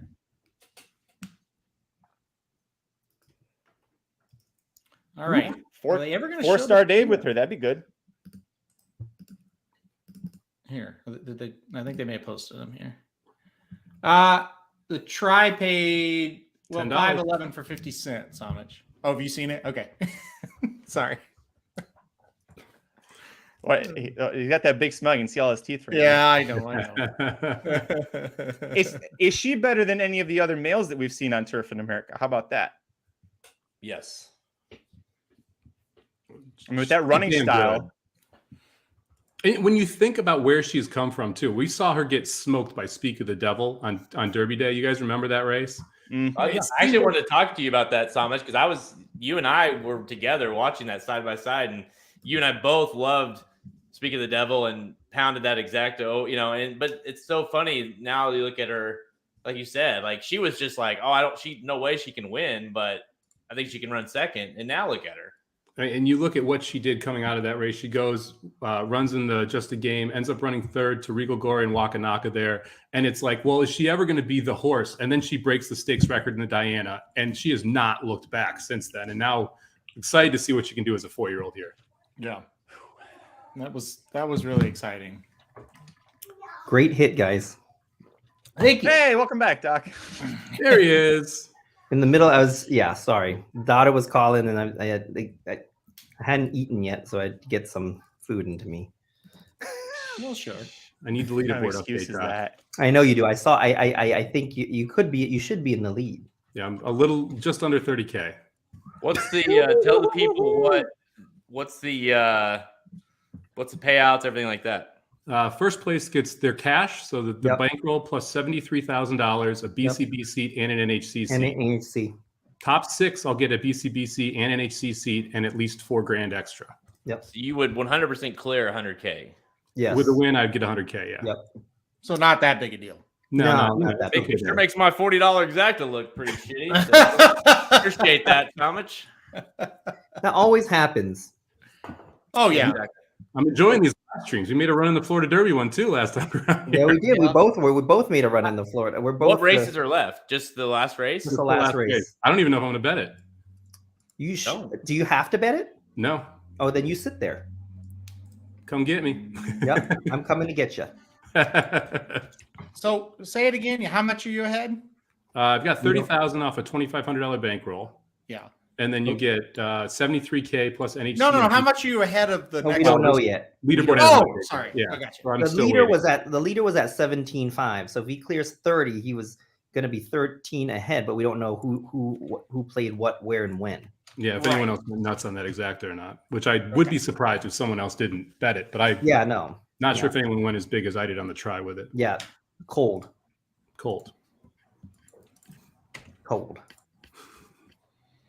Count Fleet Magic? 3 minutes. Yeah, sure. Let me pull that up real quick. I'm still posting. I'm happy with myself. I beat Keeneland to the punch. I had the Lexington replay up before they did. Look at that. That's why you follow racing dudes on YouTube. Fastest replays in the world, right, Magic? Hey, we're fast at a lot of things, including replays. Not even going to go there. Here we go. Count Fleet Sprint. We got only a few minutes here to post, right? 2 minutes. Aaron, I'm going to throw to you. You like Tejano Twist here. He's the 2-1 favorite. What do you think about him? Yeah, I'll make my comments and I'll get out of here. I do have a hard out at 5 today. I like Tejano Twist. This horse has won 4 out of 5. Been really, really good. It's really turned into a big sprinter. I kind of at first wanted to try to beat him, but then you looked at the other speed in the race and there's so much and he's going to come from out of it. I really, really thought that this horse would get the perfect setup today. So I think with Cogburn, with Strobe, with Candyman Rocket, Pirate Rick, Skelly, all those horses, I think Tejano Twist just gets the setup. All right. Well, I'll let you get out of here. Go have a good evening with your wife. Got a lot more to celebrate now. Thanks for joining us. And again, congrats on that big push on first mission and getting home that horse you really loved on there, buddy. Yep. Thanks, guys. Congrats. I'll be rooting for you, Somich, Jared, Doc, everybody. Sorry about your Hawks, Doc, but that's okay. It's okay. We got the heat yesterday. It's okay. That's right. We beat Somich yesterday. We beat him yesterday. We can't beat him today. He can't. Yeah, I can't beat him. It's his day today. So, all right. We'll see you guys. Take care. See you, man. Jared, what about you? You had a different opinion in this race, right? You know what? I threw it out at the last second just because I wasn't in love with it, but I really liked Strobe. And I thought the 2 Skelly was interesting. I had an exacta on those 2 straight 10/2. Skelly was interesting to me, but the more I looked at it, I was concerned about the pace with those 2. I feel like with the way both those horses run, that at least one of them is going to be very much hurt by the pace setup, and it's going to be hard for them to both stay on. So I kind of ended up throwing that out. I think Tejano Twist, Candyman Rocket, I think it's interesting. I think Somich, you like Strobe too, right? I think Strobe is super interesting here. Yeah, I had Strobe on top. And I agree with you. I have Strobe, Skelly, and then Tejano Twist in third. So I was 10-2-5 here. I am a little concerned about the pace. I'm hoping with the outside draw that Strobe sits just off Skelly, because Strobe has been able to do that last time out. Was in second. It was close second, but has shown at least some ability to pass that other speed horse. If you go past the 2 of them, there's no one that is in their class speed-wise. So in my mind, if you're out there and you're Flangeroux, you're like, okay, I'm not going to kill my horse by going after Skelly. I'm going to sit right on the flank and think I have the better horse coming home, which, by the way, Strobe, I think, is. And if that's the case, this goes 10-2 cold. We'll see if that's how it plays out. If it is a pace duel, all of a sudden Candyman Rocket and Tejano Twist make a ton of sense. Yeah, Candyman Rocket, the 4, that was my top pick here, and he's 7-1 right now on the board. And it's a little surprising to me. I know he's facing a tougher company than what he has beaten, but you go back to May, 4 starts back in the Gold Fever Stakes when he was 3, lost by a nose going 6 furlongs, 1 race last year of dominating win at Gulfstream going 7, and then 2 straight wins going 6 furlongs at Gulfstream, including the sprint last time out. He proved he can do it without Lasix. Junior Alvarado is at Oaklawn Park to ride this horse, and he wasn't at Keeneland today to ride White Frost in the Jenny Wiley Stakes. Mott's top rider coming out here for this one. I know it's a tough spot, but I like Candyman Rocket, especially at that price. Doc, what about you? I I just wanted to update. Mike is in the lead of Gamble by 12K. 12K. Holy shit. So he's in the Come lead by get me, 12K. baby. So in regards to this race, I like Strobe, but I like actually a close. I like this horse Surveillance. Desormo, the trainer, Graham. I mean, I agree with the. I think the 1, 3, 2 are all going to go. 8 has some speed as well, so I'm looking for a closer. Yes, Strobe may be the best closer, but I think this horse Surveillance has a shot to close as well. If you look at the race, 2 back in January 21st at Fairgrounds, 5.5. He closed like a freight train. He was favorite, obviously, but I think he has a shot here with the pace setup. Yeah, I think you make a good point, Doc. If you look at the race 3 back, which is the last time they didn't try and run him on the turf, that one you're mentioning at 5.5 was scratched off the turf, and then the next one was a turf sprint. If you go back and you just cross the line through those, and you go back to the last straight 6 furlong sprint, has a buyer figure that matches, has the running style that matches. You're getting 6-1 right now off a 10-1 morning line. You're getting 10-1. I'm sorry, 10-1 off a 6-1. That's why I liked it too. Yeah, I don't hate the idea of Surveillance, especially if you think the 2 and the 10 are about to bang heads.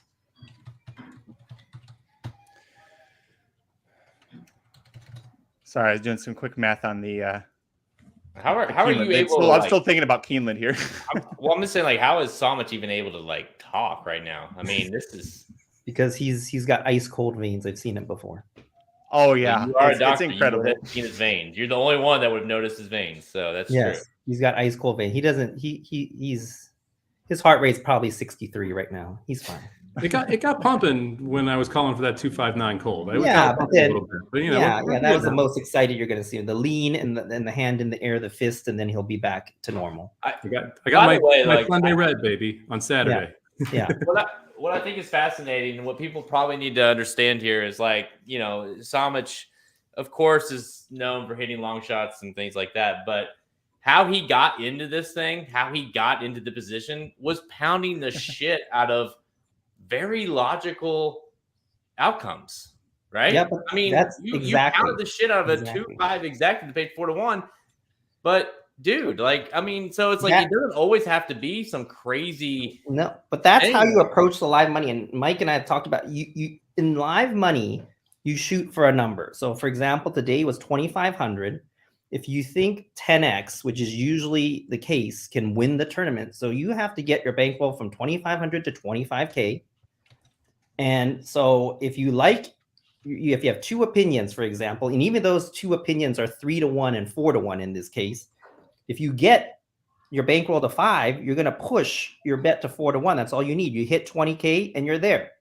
And you're likely going to win the tournament. That's what these live tournaments are all about. The thing is, a majority of people that play these tournaments, and I used to be like this 2-3 years ago until, I talked to Mike and others and got to play it, is that you have to have the cojones to put 5 to 6K up on a 4-1 or a 3-1. A lot of people won't do that. And as we talked about before, even 2 years ago, BCBC, Knicks Go, Mike said if he had 20K to 30K on it, he would push. 90% of people won't do that. But in order to win this, you have to, just like last time, the guy Flightline, he put 80K on it. How many people are going to do that? So I'm sorry for being professorial, but that's my soapbox 2 cents right now. Sorry. I do want to get to that. I want to talk more about that in a second, but they are loading for the Count Fleet, so we'll go to that. Tail Twist is your 8-5 favorite as they're getting into the gate. 2-1 on Strobe. Give me all that 8-1 on Candyman Rocket. That's a nice. The 4 and the 7 are both great prices. Yeah. I've got to put something on this 7. Yeah, the 2 and the 7 are just like floating. They're getting no love. Or I mean, Candyman Rocket, the 4 and the 7 for that matter. I like Surveillance too, Dr. Tang. I think you mentioned that one. Yeah. I like that price, one too. There's no way. I mean, Stormo special, right? Yeah, with Graham on top too. It's like beautiful. All right, put something on it. Let's see how it goes. All right, here we go in the Count Fleet. 2, who's that in the middle? So 2-3. Strobe is definitely sitting off. 8, Cockburn. Yep, there you go. We thought would go, yeah. 10, Clear Trip, just a little wide. 4-1 and not far behind him. 7's in a good spot if there's ends up Skelly wants to collapsing. like keep Skelly's going. dangerous now. Yeah, Skelly is on his pissed. own. He wants to go fast. Oh my gosh. Nobody's pressing 21 it. and 2. Woo! 21. Do you think he's Mitoli? What's going on out there? Dude, and I would say he's holding them back too. Here comes the 10. Mm-hmm. Starting to rally 3 wide. 2's gonna be burned up. This is too fast. Yeah, the It's too fast. for Candyman the Rocket two. doesn't look like he's got it. Here comes the 10. The 10 looks solid here. See if anyone can come from 10-2. off of it. Surveillance hugging the rail there. About Yeah. 5th. Look at this 2. Is this Mitoli? It's tough when you let him go 44 like and that. 2. Let What's him his go final like time that. going to be? This is smoking.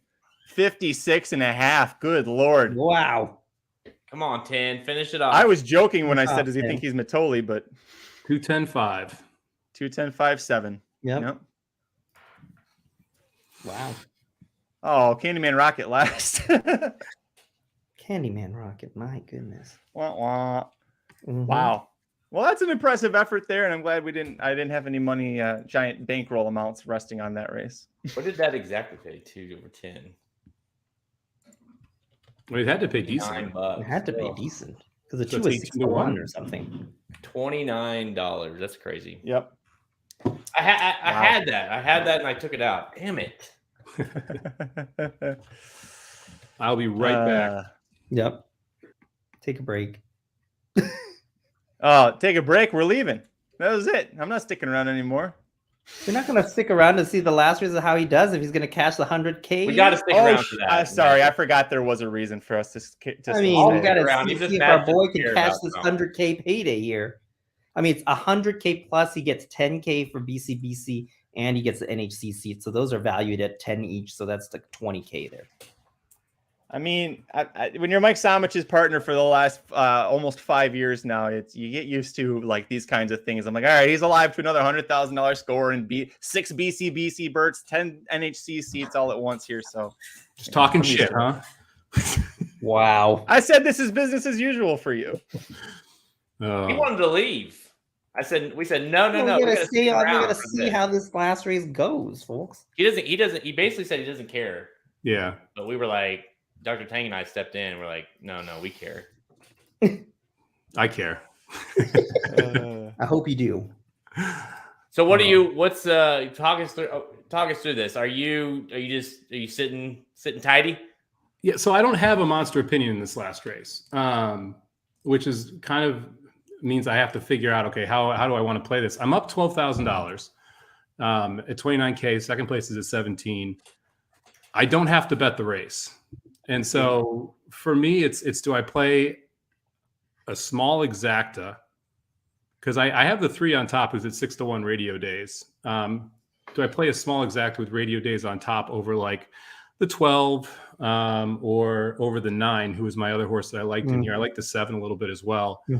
Just to try and protect myself. Do I play like a $100 try, 3 over 7-9, something like that to try and really balloon it up? But the thing is that the top 6 get a BCBC and an HC. The top 2 are guaranteed at least $36,000 in prize money. People are going to be I would be concerned here. surprised if more than one person passes me. Yeah. So I don't want to take a big shot here, if that makes sense. To me, the more prudent thing is to just kind of hang out, maybe play something small, Yep. and just see how it plays out. Because this isn't a race where I don't think anyone's going to push 10K on a horse here.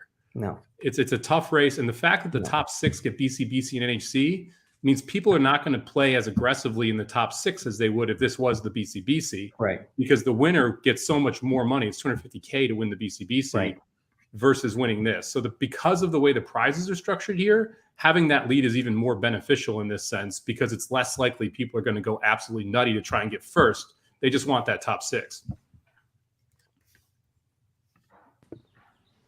Yep. I was going to ask you when what I was kind of alluding to earlier. Do you, when you're playing, and both of you guys, because you guys have been in the biggest tournaments, as far as handicapping goes, like when you're talking about shoving in on 16K or you're playing a $4,000 exacta, do you have to kind of? Because I would venture to say like 0.0001% of anybody listening to this has ever played a $4,000 exacta. So Do you, when you do that, you don't mentally, you're not thinking of it like in dollar amounts. You're thinking of it like, how do I get to X amount to win this tournament, right? You can't, because you can think about it that way. You can get in your head. Yeah, you have to think about it's the game. And I mean, me and Mike and I, usually when we play these things, we used a feeder, a small feeder. Like, how much was this feeder, Mike? I forgot how much it was. Like 136, I think it was. How much? 156. Okay, so 156, and then the smaller feeder to feed into that is about $30. So for us to qualify, I think I got 2 entries with less than $500. So it's not $4,000. I spent $500 to get here, and you only have what other position do you have the rest of the year where you have a chance to make $100K? And on top of that exact that he pushed, it was 4-1, but he's at $25,000, and if he wins, it's $75,000. So it's not just a 4-1 thing. It was like a higher payout in that standpoint. You have to look at it from that way, because with all the bonus money in the seats, so it's not just putting 4,000 on a 4-1. You have more opportunity cost there. So it's not just a 4-1 that he put in. He would put in to make the lead to get to 25, and if he wins this, it's another $75K. Yeah, like I had 2 entries in this, which was a total of $7,000 to enter, $3,500 in total cost, 25 bankroll. I have to. I'm going to put my bet in. Give me 1 second. Yep, I've got to chase him. So I'm in for $648. I just checked my spreadsheet for the 2 entries, and that is how you're able to play these with just reckless abandon, right? Because if you're not in the full $7,000, it's a lot easier to be shoving $4,000 exactas and considering it almost like Monopoly money to be able to go after the top spot. And like Doc said, the key here is the implied odds. It's not just the 4-1 you get on the exacta, but it's the additional $93,000 in prize money if you win the tournament that helps juice up that payout. And you don't get opportunities very often in racing where you're getting that juiced up payout when you're playing tournaments like this. Yeah, that's how would you feel about betting a $4,000 exacta, Magic? I feel like I would be prepared to take the money I won and pay for a divorce lawyer, because if my wife ever found out I did that, that's exactly what would happen. See, this is the difference. I walked in and told my wife I'm winning, and she's like, "How much? What did you hit?" And I told her, and she goes, "Great job, hon. Like, good luck." See, business as usual. I get shit for that, and she gets lauded for it. Well, she didn't say she didn't care. I guess that's true. Last race of the day here. We got 6 minutes to post at Keeneland, 12 horse field. Everybody's in here. To Robbie all the way on the outside right now. Your favorite for Sherry DeVoe. Luis Sai is trying to close off a pretty big day. Start out with you, Jared. Who'd you put on top here? So I actually have a price here that I thought was decent. Number 4, Ironic Twist. I had on top here. Mark Glatt Pratt gets the mount here. Has not rode the horse before, but obviously a little bit of those West Coast connections with Glatt and Pratt. But listen, I thought this horse last out ran, got smoked right by Adair Manor, but this horse prior to that had ran some nice races going. I think this distance is kind of right in the middle of where she wants to go. I don't think 7 may have been too far. 6 is right in her wheelhouse. 6.5, I think, should be all right. Gets the jock upgrade. So I do think this horse is live. 15-1 morning line I liked better, but you're still getting 7-1. I had the 2. I like Tarabi, but I had the 2 on top here, and I love the fact that it's a horse that is definitely going to be on the front early. You're up front early. You're going to see her drawn inside. The 7's the other speed in here, and I know Jose Ortiz has been riding well. The 7 is a win machine when she faces, she's been facing a lot of Louisiana breds, but she just is a win machine, and sometimes that carries over. This isn't a stakes race, right? She's not going up to a grade 3, grade 2, grade 1. It's an allowance race. It's a high-end allowance race. So she could be tough, but for me, Velasquez and Ward, the way that Ward's horses have been firing, I mean, after yesterday, he'd won 5 of 12 races that he'd entered horses in. I know he got the winner in, implementation was race 4, I think, earlier today, 4 or 5. So he got that horse winning as well. Mike, you like the 2 Top Gun Girl as well. Would you like her at these odds? I did not like the 2 Top Gun Girl. Oh, I'm sorry. I thought you did. I was the one person who wasn't on this horse in the guide. When it came out, I was surprised. I looked at everyone's selections, and I didn't use the 2. I didn't pull this one the first time I went through it. To me, Radio Days was the horse that I liked. It's 7-1 right now on the line. I think that's a pretty fair price here. Radio Days has races back that fit. It's whether or not she can return to that form and be able to get to it. So it'll be interesting to see if she can get the job done. I think we got at least to mention the 9 My Kentucky Girl coming from off the pace here. Jonathan Wong got a monster number home yesterday. 7-1 here right now on the line. I think that horse is interesting. Overcharged, 15-1 morning line. Now sitting on the board at 6-1, I think is interesting as well. Those are the 2 price horses that I was interested in. I think this race is wide open. Dennis is asking about the 5 muted for Rusty Arnold, Brian Hernandez Jr. 27-1, another big long shot here. What are your thoughts? Just good or bad? What are your thoughts, Mike? Jared, jump on. I'm reloading my form. Oh, okay. Yeah, to me, I wasn't super interested here, just given the fact that, I do think it's interesting that they went to turf down the back. This horse has shown speed on when they ran on dirt. Could be a pace presence, but I would be a little surprised if the horse was able to hang on. Charles loves the 6. Current Climate, you're getting a great price, 15-1 on this horse. And then also, Ed Burke brings up a great point. Last week on the live show, man, the 6-9s were coming home very strong in here. And the 6-9 exacted will pay very, very well here. My Kentucky Girl at 7-1. Crazier things have happened on live shows than that being the 6-9 that comes across here. So that's a great angle. Mike, you loaded back up? Yeah, I am. Muted's an interesting one. The races, if you project out from those Gulfstream races way back, I guess you could say that the horse could take a nice step here, second off the layoff. I think it's interesting. They went right into a stakes race off the layoff. It's a $450,000 daughter of Into Mischief. So there's definitely some talent there. I'm not sure this is the right field at the right time, but the price at 29-1 is solid. So I don't hate that. And Current Climate, took a huge step forward off the claim and ran really well at Turfway Park last time. If she's able to replicate that race, she's definitely a contender too. Again, this is, to me, is a wide open race, especially with your favorite sitting in that 12 post. It's not easy to win from here at Keeneland. Someone mentioned in the chat earlier, and I put it up there, but it's so far back I can't find it, that Cherie DeVoe didn't sound super confident in Tarabi, but you've got to be confident in just Cherie DeVoe horses in general with Louise Saya as the board. She's looked very strong. The reason I didn't put her on top and had the 2 over her in the pick 5 that has been dead for a while. She looked like last year as a 3-year-old when she came off of a very similar layoff in terms of days. I think only like 10 or 12 days difference here. She got second, and then that next race, that's when she really popped. And it feels like, there's a little bit of a concern I have that the 12 might be might just need a race here. Mike, have you decided what you're going to do betting wise? We got 1 minute to post here.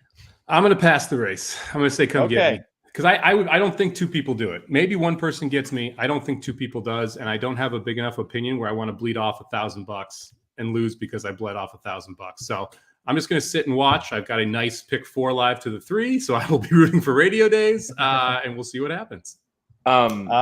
JD Fox brought up you could try key box 8 overall, and if anyone tries to get the overlay to catch you, at least you're one step ahead of him in that spot. But as JD said, bad advice.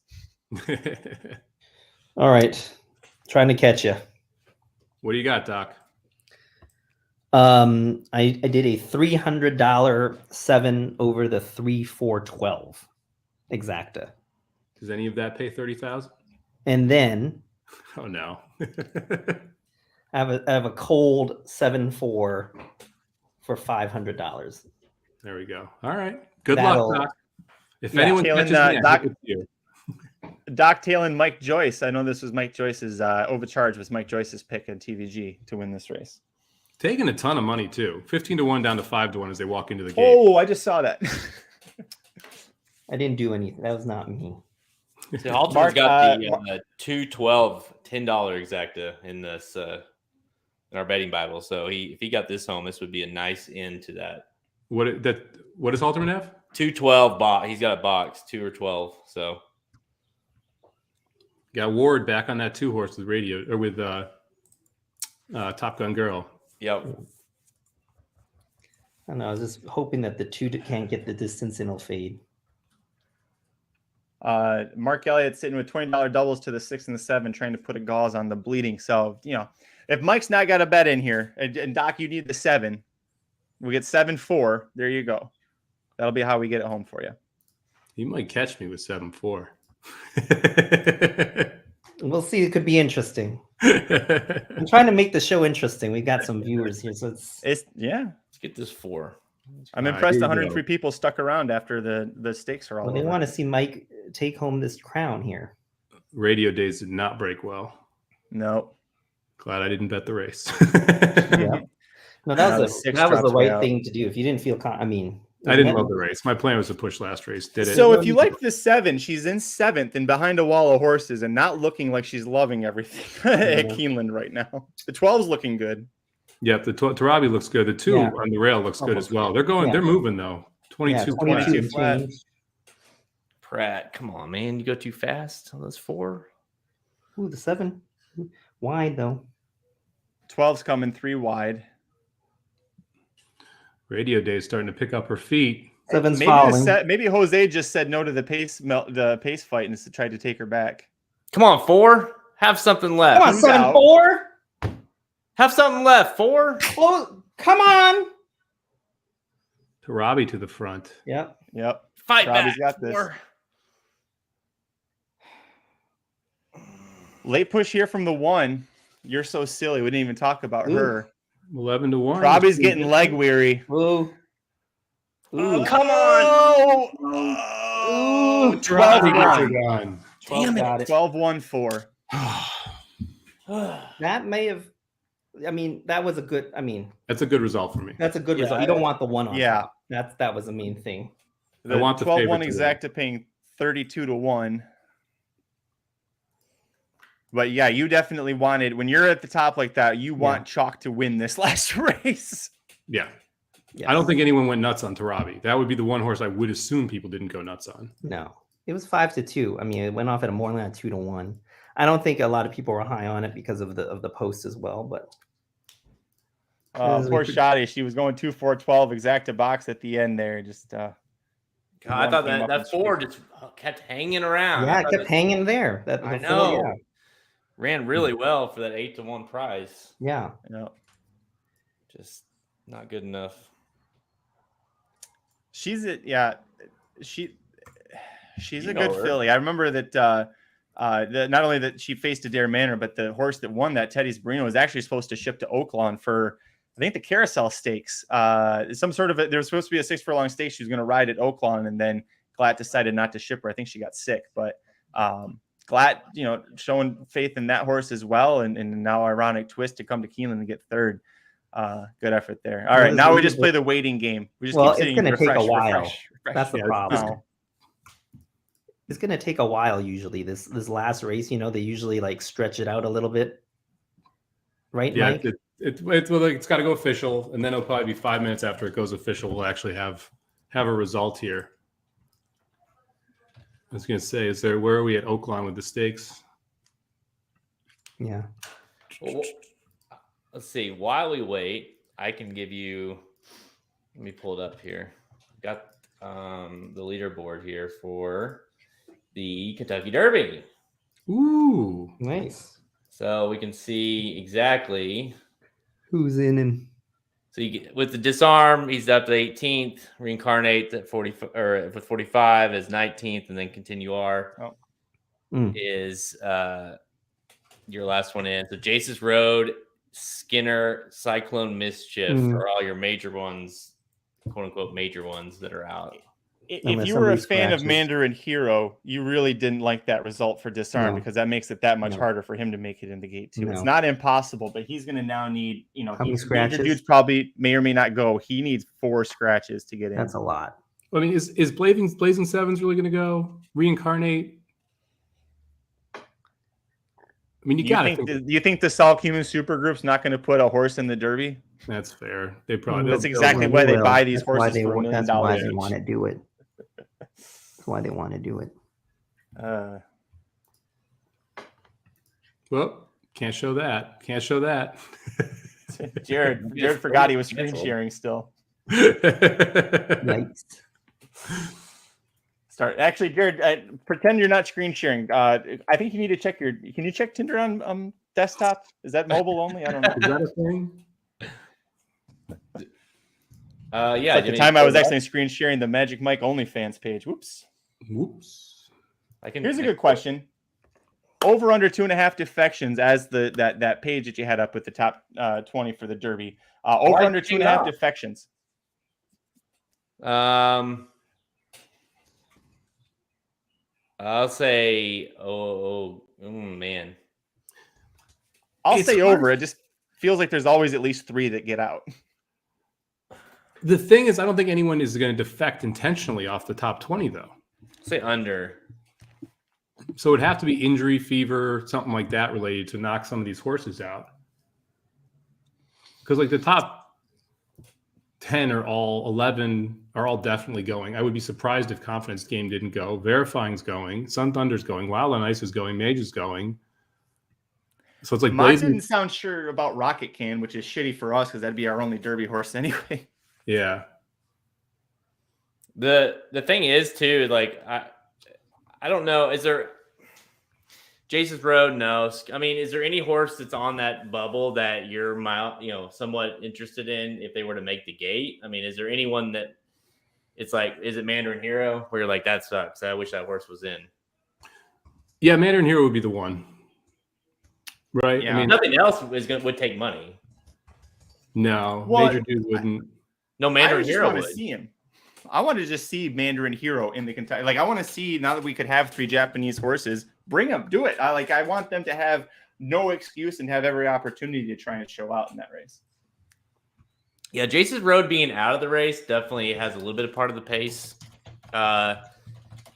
Cycle Mischief would have had some pace as well. So yeah, definitely there's a big time lack of speed in this race still.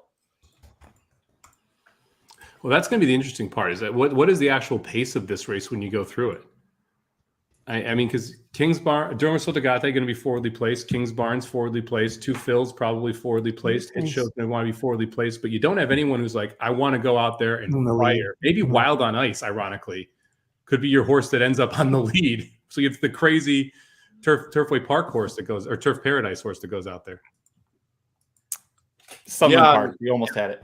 And we talked about it on Blinkers Off. It's like, what if? I mean, Mage is such a wild card. You know, they want this horse to break better. Does he like? What if he breaks really well and all of a sudden he's forwardly placed like he was on his debut?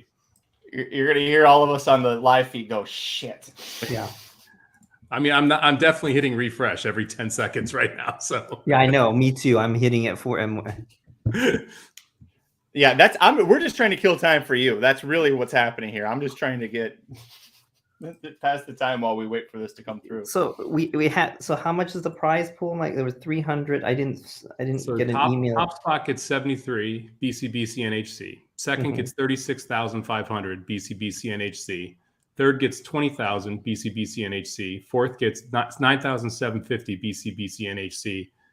And then it goes to 73, 39 for a while, and then 1,500 for 10th through 20th. I'd be surprised if I'm not first or second. I'd be surprised too. So it's just which one it is here. I mean, the beautiful thing is with this term, you can look at who played what in the last. I mean, in the second to last race. So like your BC winner from Drew Coatney, who pushed, I forgot how much he pushed, $80,000 or $90,000 on Flightline. He did a let's see, $3,250 bet on the double for 5 into the 2. Yeah, the 5 into the 2. So I mean, you know, as we said, yeah, you did first mission into an Italian. So that double was $5, so it was a 5-1. So you had a favorite pay 5-1, which is pretty solid if you're going to press that opinion, which you did. So that's what's in these live money tournaments. I mean, it's very different, as I said, from pick and pray. Completely different. So you just got to change your game in terms of the situation. But I mean, it's worth playing. That's what I'm saying. These tournaments are worth playing. Oh, it's phenomenal. I mean, especially if you can qualify through them, right? I mean, that's the thing. If you go on horse tourneys and you're playing the qualifiers for $18 or $36 or whatever, and you're able to get lucky a couple times and get into it, Yeah. It's a lot of fun to be able to have the opportunities. And like, I played BCBC for the first time 2 years ago. I was awful, man. I was terrible. Yeah. Like I was horrible, sweating out $1,000 exacta thinking I could win the tournament playing like that. And you can't. You have to play a couple of these to kind of learn how to properly play them. And then you have to be willing to play them that way to be able to have days like today where you got a shot at winning the thing. Yeah. Just got to put yourself in position, basically. I mean, with these things, before going into it, you have to think of the dollar amount that you need to get to first. And then, I mean, the best, and the thing is with these live money things, you don't have to be the best handicapper to win. We've seen that time and time again. It's not the best handicapper that wins. It's the person this is a betting contest, that knows how to bet and when to bet and press your opinion, like Mike did today. I mean, I like cashed 2 races today. Yeah, although Mike is an excellent handicapper, I'm not saying that. I'm just saying that, the best. It's not always the best handicapper that wins this thing. Ice cold. Just basically said you're a shitty handicapper. It's really weird. Yeah, no, I'm used to it from Doc. He doesn't give me much credit. Not all of us can be as good as Doc, We can't be qualified for tournaments while we're curing cancer at the same time. Yeah, I'm a C- handicapper. I can tell you that. I'm not a very good. No, but there is such, not just in tournaments, but in general. I mean, you can be a really good handicapper and be a terrible bettor. Right. It's all about. I mean, Somich is. I've known this since I've known him. It's like his strong suit is his strategy. He is an expert at strategizing how to get from point A to point B. How do I get there? It's not necessarily like you could find Somich in a tournament like in qualifier, and it's like he might have like $3. I mean, sometimes that goes, and then other days you have 120.